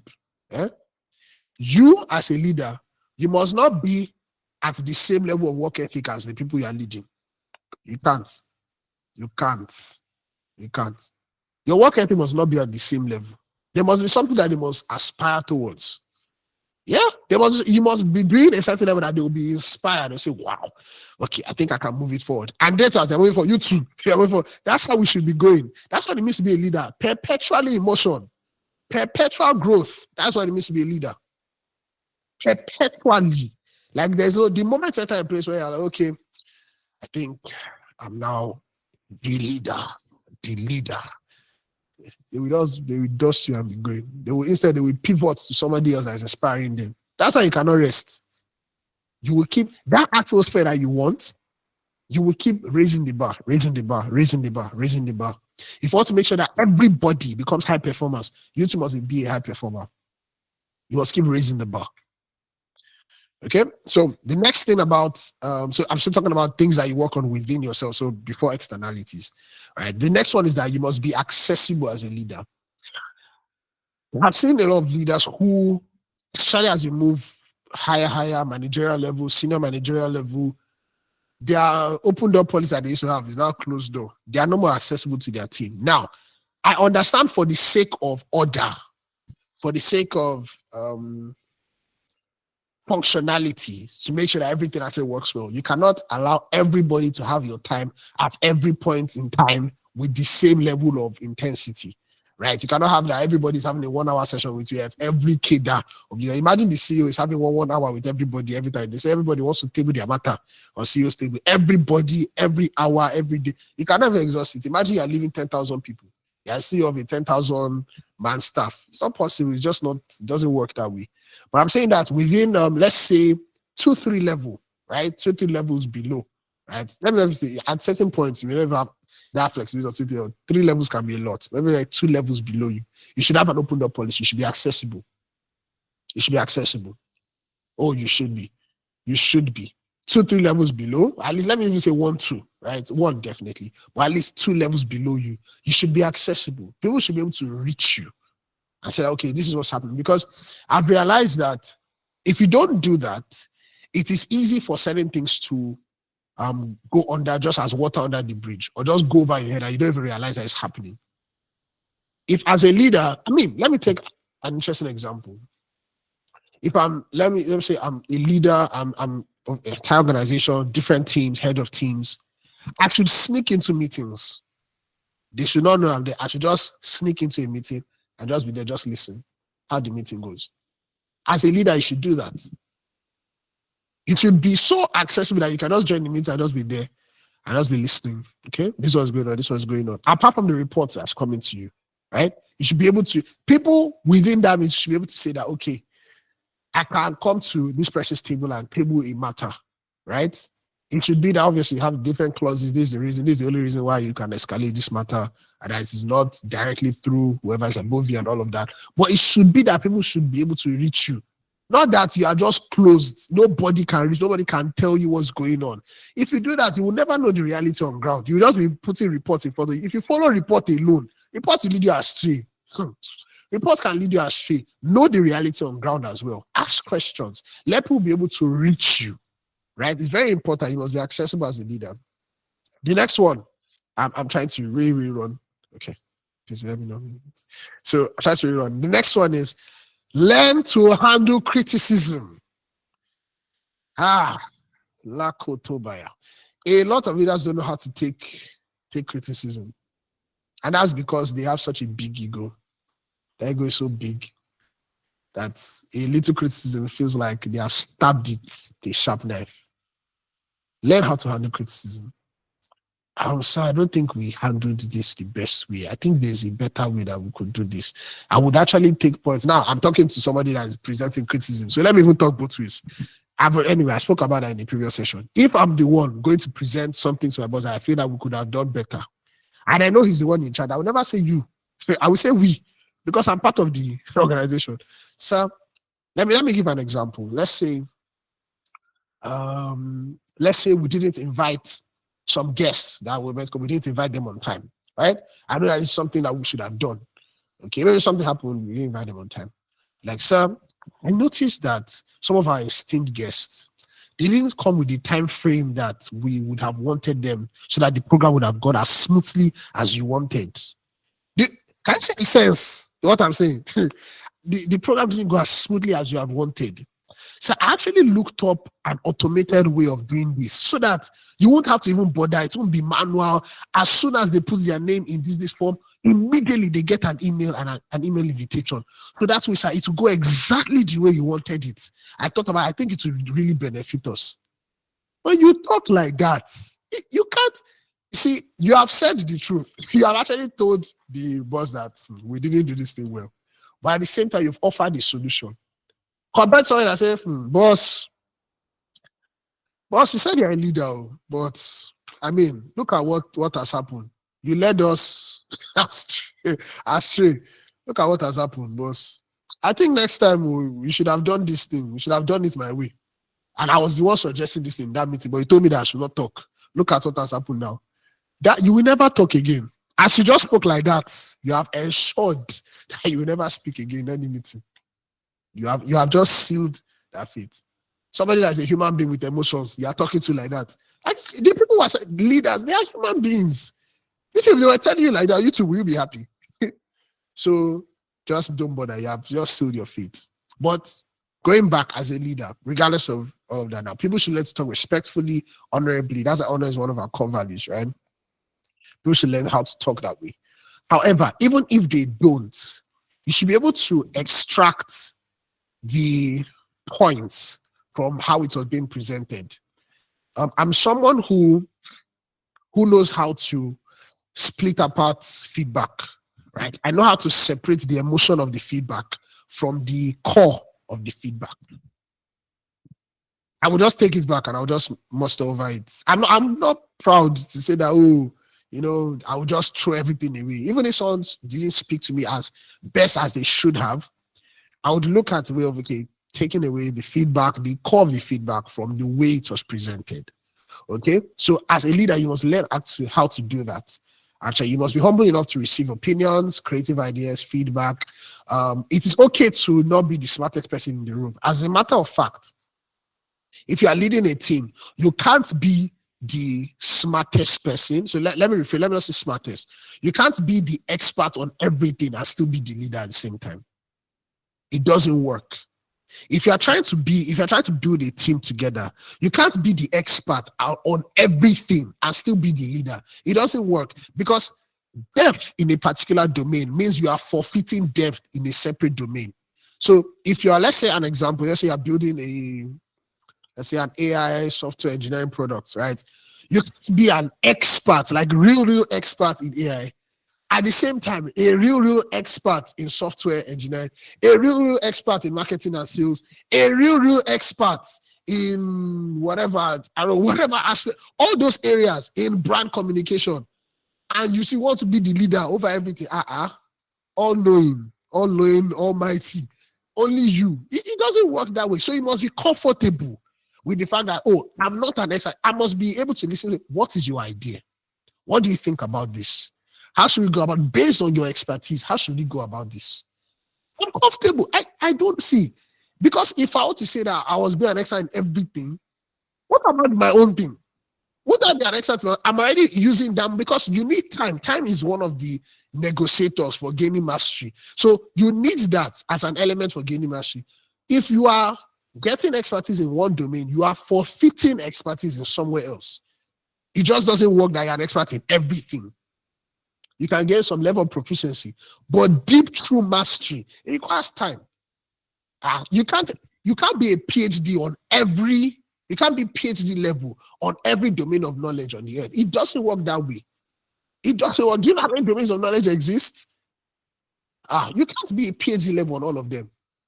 So mastery level requires that you're a leader. Having the mindset of a leader requires that you have people on, mastering their different domains, and you're comfortable with the fact that you don't know as much as they do. It's okay. Like, it's normal. Like, you need to take off that ego, that pride that you must be. I'm here now. There's somebody handling camera system. Somebody created this. I mean, me too. I should create my own, because I want to show I'm a master. I'm a leader. I should create my own system and create my own software and create my own lights and create my own microphone, create my own backdrop. I should do everything because I should be the leader. That's pride. That's just pride. Just kill yourself for nothing. Leverage and lean on the expertise of others. Lean on the expertise of others. What you should do as a leader instead is to, because that's what I say about servant heart. What should instead be grooming the capacities of everybody. Oh, you need this training to get better. Go for this training. Oh, you need this particular this tool to do better work. Okay, let's find a way to get this to you. That's a leader. Making sure that everybody is good in their different areas of expertise so that we can achieve the goal better and faster. That's what it means to be a leader. So handle criticism, be open with creative ideas. I've even entered the others. Okay, dealing with mistakes. So let me. This will be the last part of internal session before we move to externalities. How do you deal with mistakes as a leader? If someone makes a mistake, what do you do? Wow. Likotoba. I'm told I have 15 minutes left. My God. Okay. Let's do this. Let me just do this. Just write this down, right? I am sure if you meditate on this, you will get all the wisdom you extract from it. Love the doer, hate the deed. That's just it. When it comes to mistake, love the doer, hate the deed. Separate the doer from the deed. If you can do that in your heart consistently, it's something you have to practice actually. Because normally it is the easiest thing to do is to take both of them together and just say that both you and the thing that you did, rubbish, get out.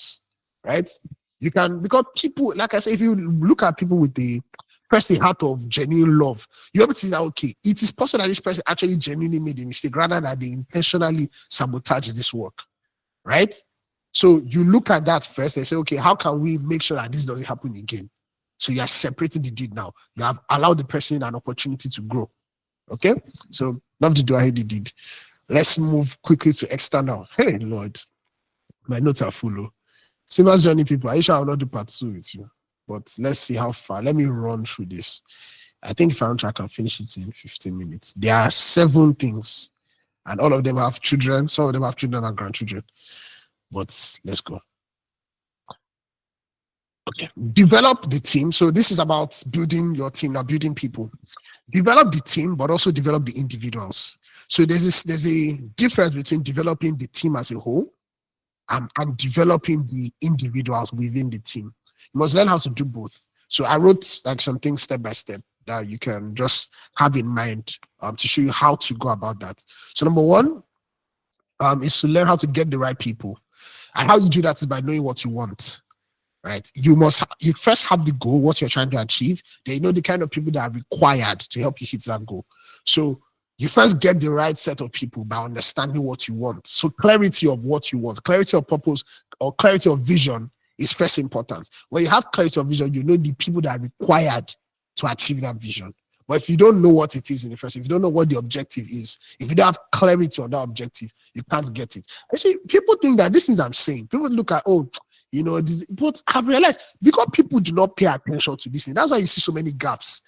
If someone comes to me, these are the things that are running in my mind. That when someone comes to me with a leadership problem and I can just identify, you didn't do this, you didn't do this, you didn't do this, you should have done this, you should have done this. Because a lot of times people don't pay attention to these things. So they have projects, they have things that are meant to run, and they don't pay attention. Some people, they don't start running. Oh yeah, let's just be going. You've never start to think about, are we clear on the objective? Do we really know what we even want to do? The people we have, are they the people that we need to achieve this thing? Or do we need extra people? Do we need people with a different set of competency? The people with this competency, can they adjacently acquire this? Or we need someone else entirely different? Those are the things that start running through your mind. So the first thing is that understand the objective first, right? Know what you want, then get the right people. The next one is that you cannot give what you don't have. Constant develop yourself. Like I said, keep pushing the boundary. I spoke about the climate already, so have an attitude that encourages growth and creativity. Development is a long-term process. Everyone is a separate individual. People are different.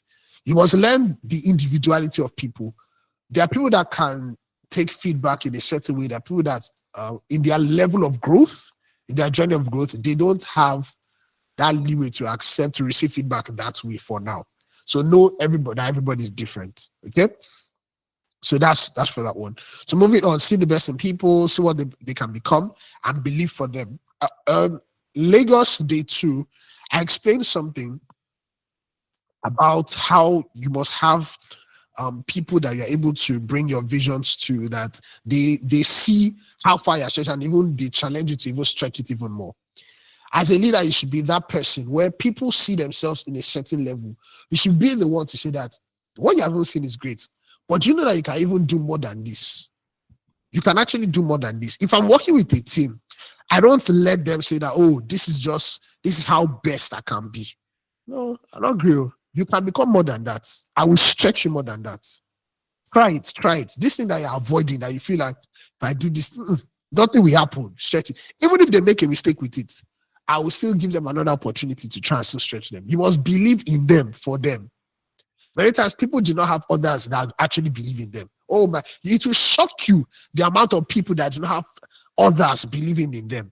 It will amaze you. There are lots of people who do not have others believing in them. Like people genuinely do not believe in them. It will shock you the amount of people that exist like that.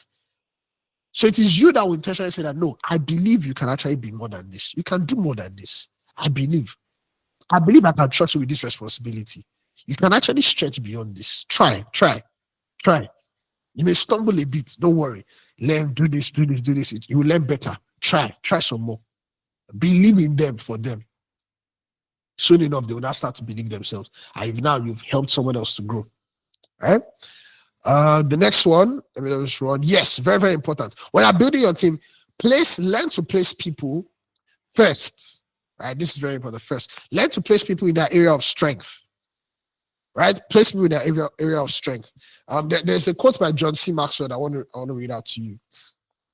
And obviously, before you can do place with the area of strength, it means that you have been observant, because I've been paying attention to the things that they do. So that's why I said you must first understand the vision, know the kind of people that you want within the people that exist that are already within your resource, right? Your human resource. You must learn them. You must know about them. You must ask questions, understand the kind of people they are. Then you place them in the area of strength. This is what John C. Maxwell said. He said, successful people discover what they are good at. Successful leaders discover what others are good at. Successful people discover what they are good at. Successful leaders discover what others are good at. You must pay attention. You get someone a task, they're able to complete it in record time with minimal errors. You should know that, it's like this person has a flair for this thing. Let me groom them. You see, it is easier to groom people in their area of strength than to say that place them in the area of weakness. And something I'm going to say, by force, you must learn this thing. There's a balance, and it's not even balanced. There's a bias instead. You place people in their area of strength first. Let them groom the area of strength, because it is easier to get better results in the area of strength than to try and increase the area of weakness first. Because you need to gather momentum. Let them see that they're actually growing. Like, let them gather momentum. So you place them in the area of strength.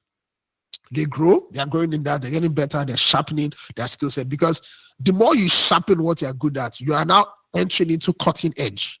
You're entering into cutting edge level. When you reach cutting edge level, you start to become sought for globally, or you generate global level results, which will eventually reflect on your team, reflect on your organization. So it's always best to place people in their area of strength. Now, obviously, because these are things, but I won't talk about that today because there's something I want to say, but I will keep it for another type of session. Maybe Visionnaire Business Conference, I'll talk about that. There's a catch to that. Anyway, so we'll place people in their area of strength, right? Then allow them to keep pushing that side, pushing it. You realize that very soon they will get to cutting edge level. When they're at cutting edge level, they will generate like global level type of results because they'll be so good at it. When they generate global level results, it will reflect on your team. So they will say your team or your organization, generated global level results, and it can even fetch you more returns down the line. So that is what it means to be a good leader. Place people in their area of strength, right? Everyone is exceptional at something. Find that out, observation, or ask questions. Then provide opportunities for them to express that thing. When you see them, the people are able to do something, something that even that, I'm not able to do this. They are up to this level. Place them there.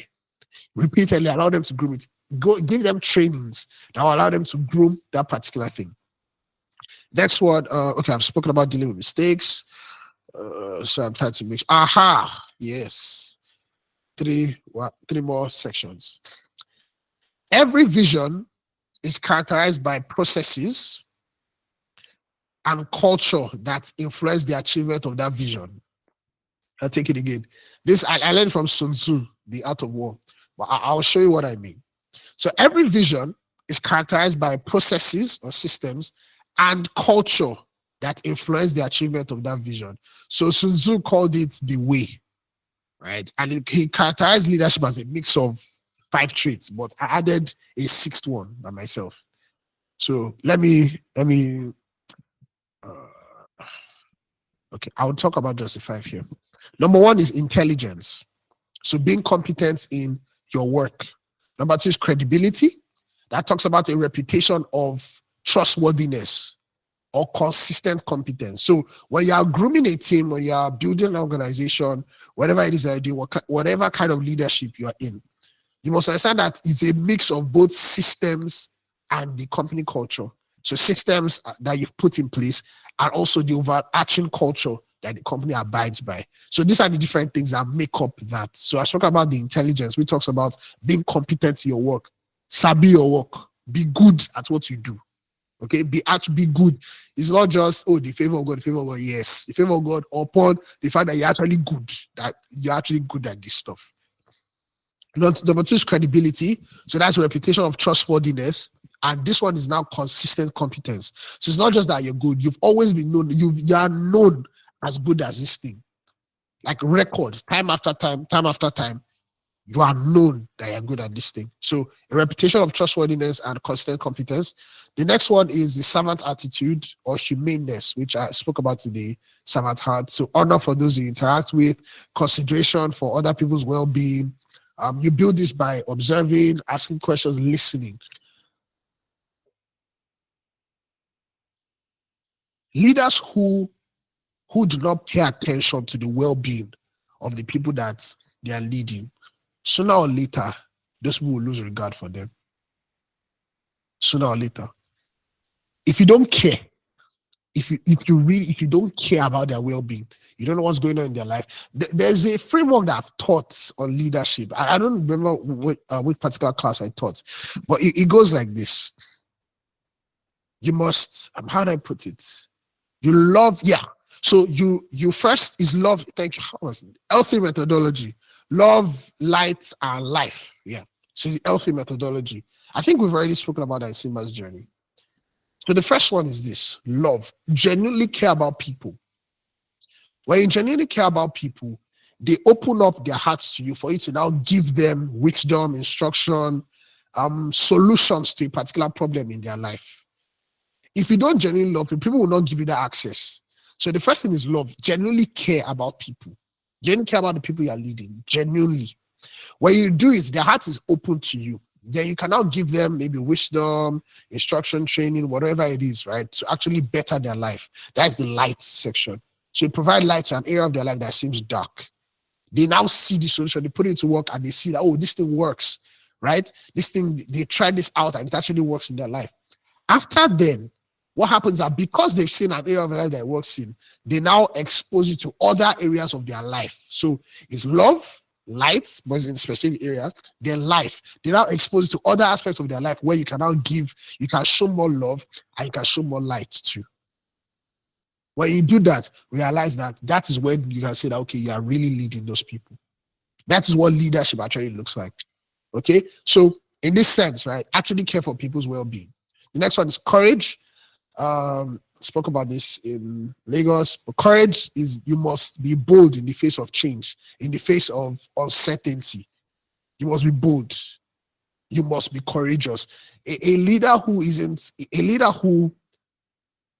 exudes timidity will make sure that everybody becomes timid. So people do not have that spine to actually try new grounds, try new things. Where in a timid environment, and you also cast that over your people, you realize that nobody comes up with creative ideas anymore, because creative ideas requires you to try something you never tried before. Okay, so courage. And the last one is discipline. So let me read this. Discipline is the quality of being able to behave and work in a controlled way, which involves you obeying particular rules or standards.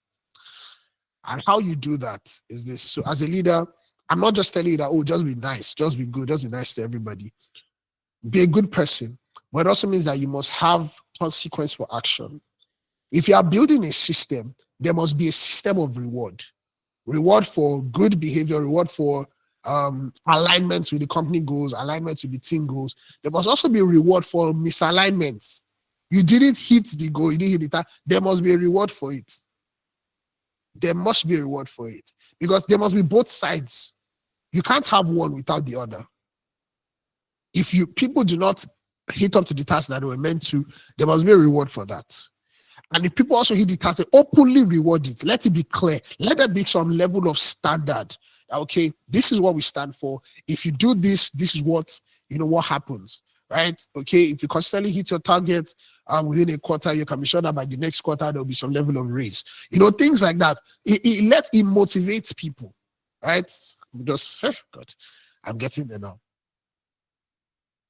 But there must be some level of reward for the hitting or meeting the criteria that was spelled out for everybody openly and clearly.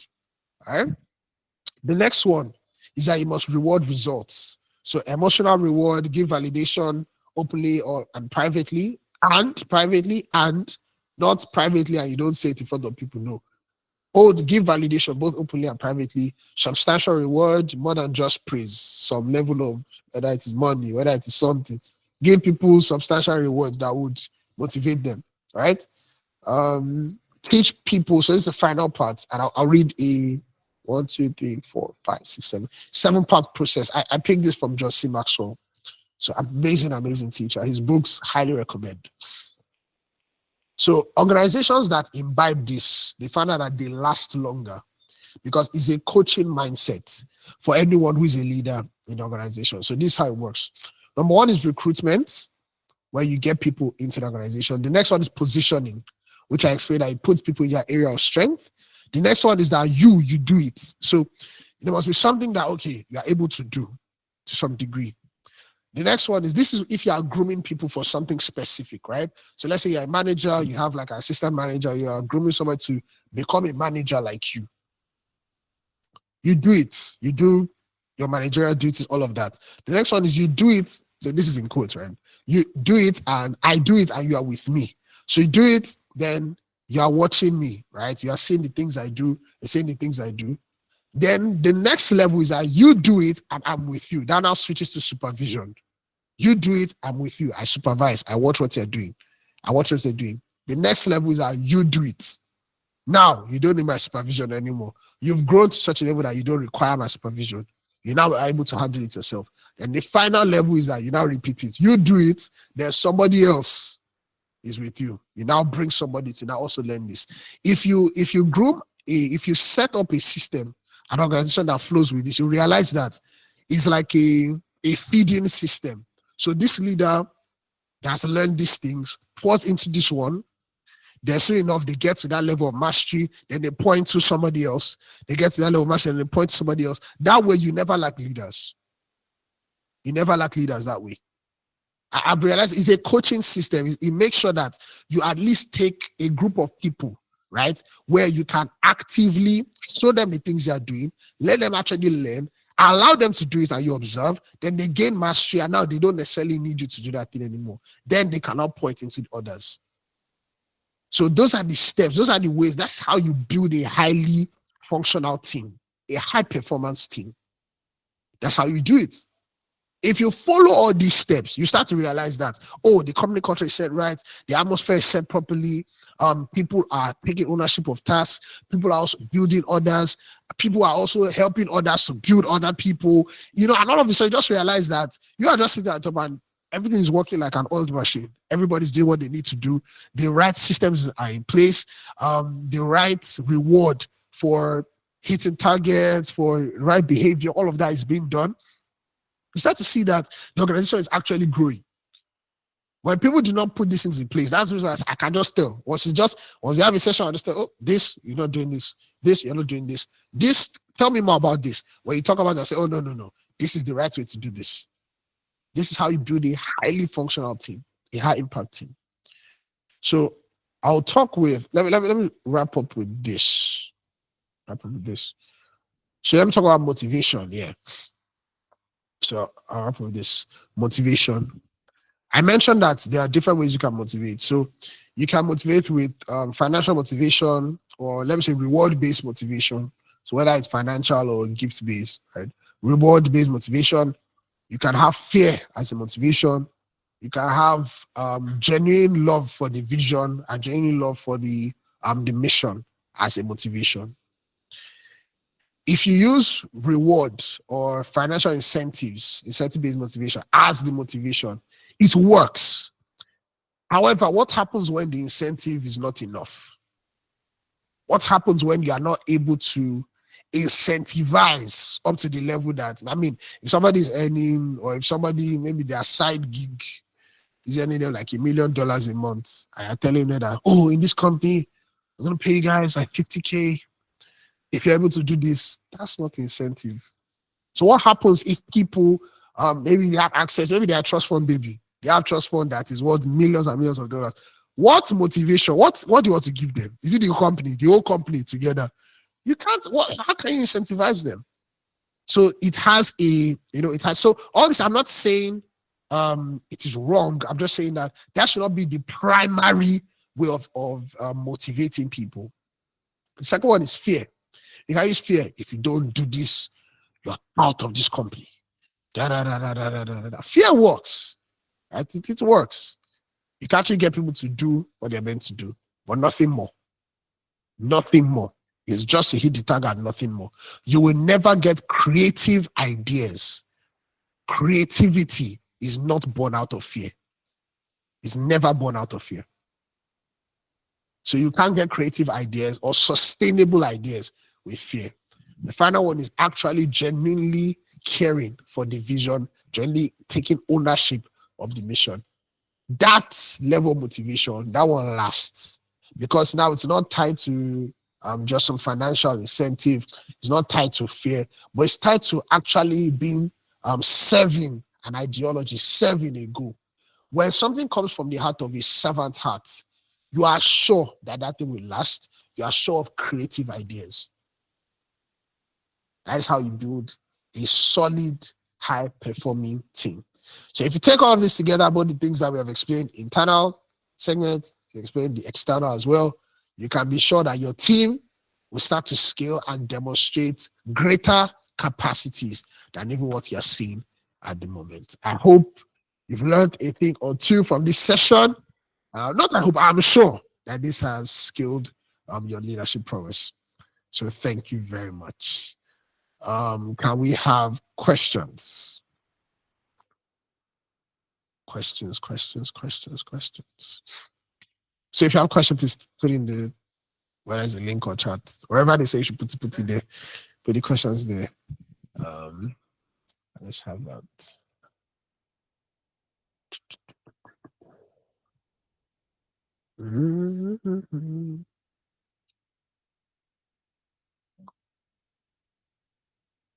Anyone else?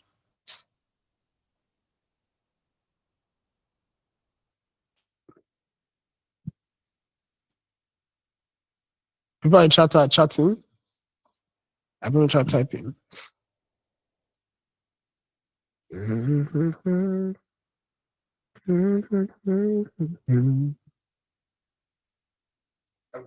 Yeah, go ahead.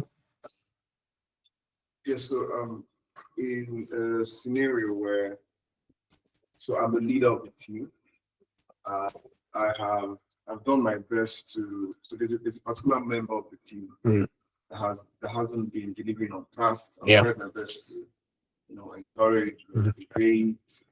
I've also tried to sign the person up for some trainings, but the person isn't just different. The person is coming to understand the vision of where we are going to. Yeah. What is the right way of laying people? I think laying people off.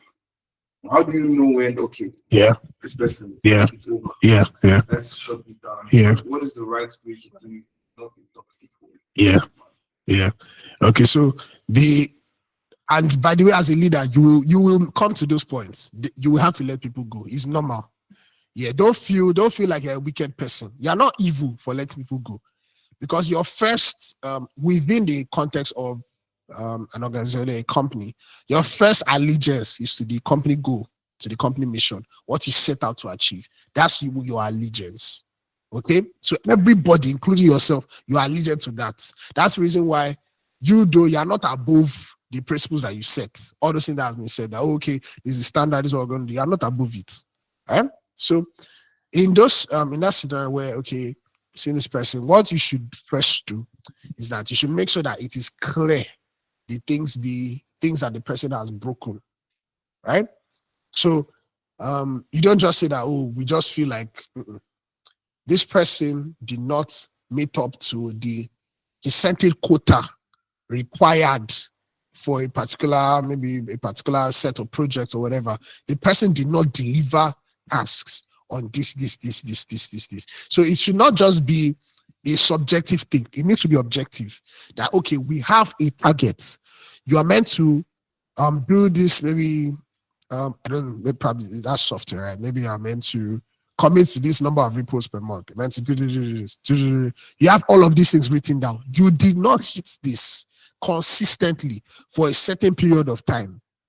Based on this, we have decided to give you a single month probation.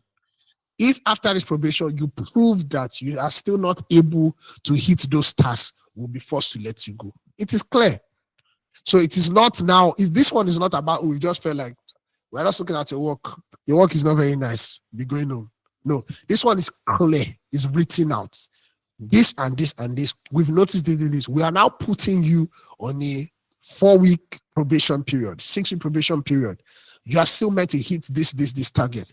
If you are not able to meet this, we may be forced to move towards more serious options, like considering to let you go and all of that. So all of that needs to be clearly spelled out so that it does not look like an emotional thing. When it's usually toxic, it's usually just a play of emotions. We didn't like how you spoke. We didn't like what you did. And it's all emotions. No, this one needs to be objective, clearly written out, clearly stated. If you do not meet this, then we'll be forced to let you go. And if as a leader, people do not meet it, you have to let them go. Don't feel like, what have I done? Have a strong spine. Another person will come, I assure you. And we pray that the person that comes is better than the last. Right? If not, there's something wrong with your hiring process. And we need to talk about that. So, but yeah. So, do you have a question? Okay. Yeah. So another question. So then the opposite scenario occurs in the sense that there's this person on your team that he's looking like he's like the Hulk of the team, like Okay. the main person. Yeah. And when building a team, you want to be careful so that not just one person, like one other person leaves. Yeah, everything is yeah. Scatter. So how do you set up your team or structure in such a way that is a balance? Not one person has the full, Yeah, I understand what you mean. Okay, yes, sorry, Olaonde. So he's talking about when you have someone who is basically carrying the whole team. So if the person leaves, everything falls apart. So that's called a single point of failure. You cannot have that on a team. That person, that's a dangerous person. That's a dangerous person. So the moment you notice that, so it's possible maybe you were just brought in newly to lead it, and you just notice everything, this project, this one. Who is the person that knows the API key for only you? You have access to all the Once I just see like that, I said, no, we can't have this. So what you must do is you first must talk to the person that look, we need other people to start shadowing you in other areas. And I know that it may take more of your time because it's actually easier to get things done yourself. That, okay, I'll just do it. All right, I'll handle it, do it, and go. It will take more of your time, whether you want to compensate the person in some way or whatever, you decide that. But you must make sure that people are shadowing that person in different areas. So you talk to the person that, look, this particular area, you are carrying too much of things. And if by adventure you decide to do, somebody else comes with a more juicy offer, you will leave us. I know. Because me too, I'm a human being too. So before that scenario ever comes, let us make sure that our company, which you are still a part of, is fine. Right? So let this person shadow you in this area. Let this other person shadow you in this area. So whenever we are going to have this particular kind of task, let this person please join you. And let me be getting reports on that matter. So, because report is the way that you make sure that something is being done constantly. So, tell this person, okay, in this particular area, shadow him. You are now this one. Instead of him being in charge here, you are now his assistant. So, you start taking that load slowly. You'll be the one in charge. I will give you a 3-month transition period. Within 3 months, shadow him, learn everything, or 2 months, or whatever, learn everything that he knows in this area, what he has been doing in this area, that has been carrying the company in this area. I will get feedback to you every month or every 2 weeks. You will come and tell me those things. So that way you set a reporting structure. You've made sure that, okay, he's reporting back to you. You made sure that he's shadowing. So the work is leaving his hand little by little. There's a pride, I'm not going to lie. There's a pride that comes with you're carrying everything. But if you leave the person with that pride, problem, serious problem. There was a place I worked that I remember when someone was about to leave. I thank God that before then we have been pestering this person. So it wasn't even intentional. It was just because the person was just good and just really, he had a servant heart. So any other thing, he would decide, oh, I'll take it up. And all of a sudden, we just realize that if we look everywhere, the person's name here, the person name here, the person is in charge of this, the person is in charge of this, the person is the one controlling this, the person controlling this. So if we remove this person's account like this, everything will scatter. Can't have that. So we just had that feeling that we should know these things too. We started to do it, started taking it up. Eventually, the person left. I think when we started being intentional about that, it was just a few months. After that, the person left. Right, the person had to leave, and thankfully, we knew what to do, and we were able to take it up from there. Right, so let people shadow they set a reporting structure back to you. Then slowly that body, even if you have not taken it off, if the person leaves, someone can immediately latch onto that body, and the company and the vision still moves forward. So yeah, that's how to do that. Thank you. Yes. So my question is Yeah. regarding building your team. Building a team. So you said that to get the right people, or Yeah. everything this way, to get the best results. To get the best results. To know the best people to get the best results. Yeah. You need to have a vision. Yeah. Clear. Yeah. So what if you're just starting out Mhm. and you have a vision? Yeah. You know what you want to achieve, Mhm. but you can't afford to get everybody who needs to Mm. make that vision. Yes, yes, At yes. this stage. Mm. So you start out with fewer number of people that you actually need. Available people. Yes, Yeah. exactly, available people. Mm. How do you maximize Mm. the work of those people without Yeah. being over demanding Yeah. on their ability Mm. to perform? Mm. Very smart question. It happens to everyone. It happens to non-profits. It has happened to my dear VLE when we started. So I know. Oh yes, repeating the question. So you're talking about when you have just available people, but yet you need to make sure that what you are saying, like I explained, when you have the vision, you want to make sure that you get the best result possible, but you only have available people, not necessarily people that are masters in that expertise. So what do you do? So what you do is this. When you're starting out with just available people, it's fine, it is normal, it is okay. Let people know that people are volunteering for something, people are being available for something. Let them know that, okay, no problem, you are volunteering. I don't expect you to be a master in this thing yet, but I expect progress. And I will make sure that as much as I can, I'll make the resources available to you to grow and make progress in that particular domain. So that's what you can do. So you are not expecting, let me just use, you're not expecting PhD level from someone who is bachelor's, right? Who is just starting a bachelor's degree. You're not expecting that. You know that they can grow to that, but you're not placing that. You're like, okay, just keep going. That is the end result. Sometimes it's even possible that along the way, by the time you would have grown, you would have maybe more financial capacity, you're able to now bring in PhD level people to eventually come. But at least the vision would have progressed and moved forward along the way. And at the end of the day, what you should still do is, as much as you can, it may not always be feasible, as much as you can, place people in their area of strength, even when they are starting off, so that you are sure that as they are making progress, it is not so, there's not so much friction. So it's not like, oh, they're just dragging themselves along, learning something entirely new that they don't even have any flair for whatsoever. No, it shouldn't be. It should be that, oh, this is something that, okay, you've seen a seed in it. They can actually grow in this, and, they can make progress in this area. When you do it that way, you are sure that the vision is still moving forward. Then you will eventually get to a point where you can now hire, expert level people, and now carry it on from there. So that's that. Does that help? All right, thank you. Online audience. Thank you so much, sir. Yeah, you're welcome. I want to ask for someone that doesn't know how to handle it. Okay. How do you tell them? Okay, for someone who doesn't know how to handle criticism or feedback, how do you tell them the truth? Yeah, so that's what I said in the last session. You must be able to tell people what they need to hear in the way that they want to hear it.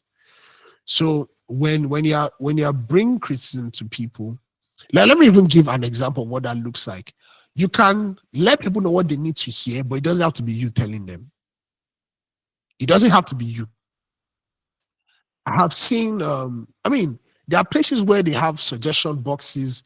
There are places where they even have managerial reviews where they can say, anonymously, of course, they can say, okay, this about this manager, this is something that this manager can work on, right? And obviously say it in the most courteous way, in the most humble way, right? So, but you must find a way to pass the message across in the way that the person wants to hear it. Because I'm telling you, people are human beings. You too. I'm saying, because many times we just say, oh, damn. What about you? What about you? If he wants to come and tell you things in a rude way, a way that does not appeal to you, it will be bad. But even if this person does not, their offense threshold is really low, like any small thing, they're offended.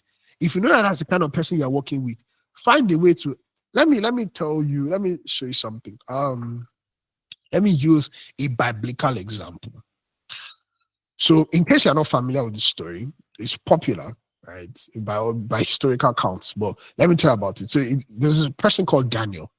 Daniel worked for a particular king. The king wasn't the best of character because I mean they raided his home country and all of that. So it's not as if they are just excellent moral people. Nah, it's none of that. But he had to work for them, right? So this is what I'm saying about working with a boss that can be toxic, but yet you can still be doing good job for a boss that is toxic.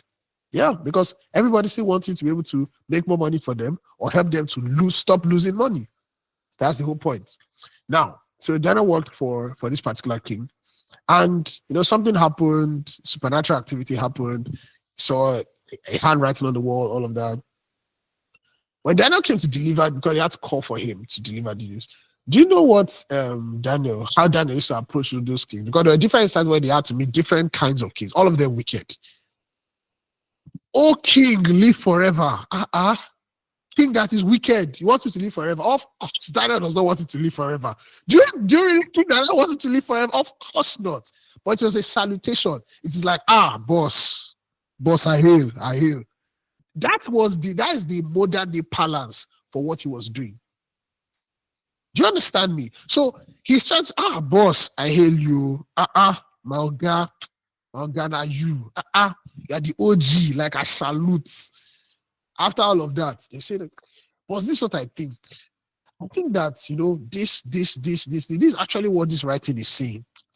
Right? This is actually what it is saying. This is what I'm thinking about it. But boss, that you. You see, the essence of what you're trying to communicate it's just that many times we're too in touch with what want to pass how we are feeling, the way we are feeling it. I want to give it like that. If we really, really just want to pass the criticism, we can actually do it without all of those, without it being wrapped in all of those emotions. So you can actually intentionally decide to strip out or just calm down. What do you actually want to pass across? Pass it across in a way that they can receive it.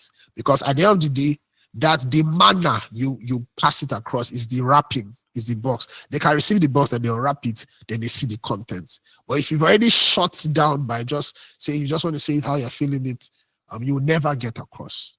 Okay, so for anyone who is struggling with a boss that is not able to handle criticism so well, find a way to put it in, package it in such a way that they are willing to listen to, whether it's be directly through you, whether it is somebody else that they could listen to, or however, right? I just go and report to them, right? Just put in such a way that, I think we can do this thing that will help Madam or help Oga, right? It will help him to do this thing better.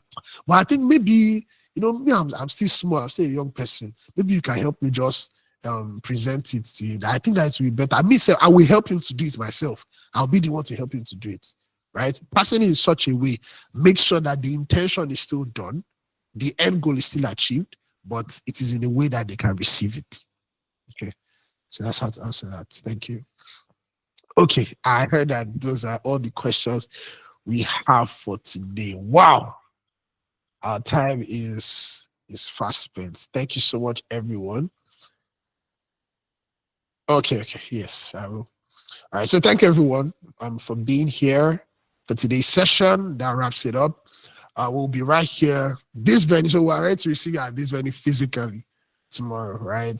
Starts by, I think, start coming in from 9 a.m. Officially, we still kick off by 10 a.m. But arrive early, secure your seats. Then 10 a.m. sharp, we kick off, right? So the recordings for this will be made available to you. Okay, we're recording right now. We'll put that together for you. The recordings will be made available to you. For all of those in Simba's journey, like I said, it's made available to you because part of it is for your class, right? So thank you so much, everyone. Really excited to have you here. This has been the Visionnaire Leadership Conference by the Visionnaire Leadership Academy. See you tomorrow. Bye.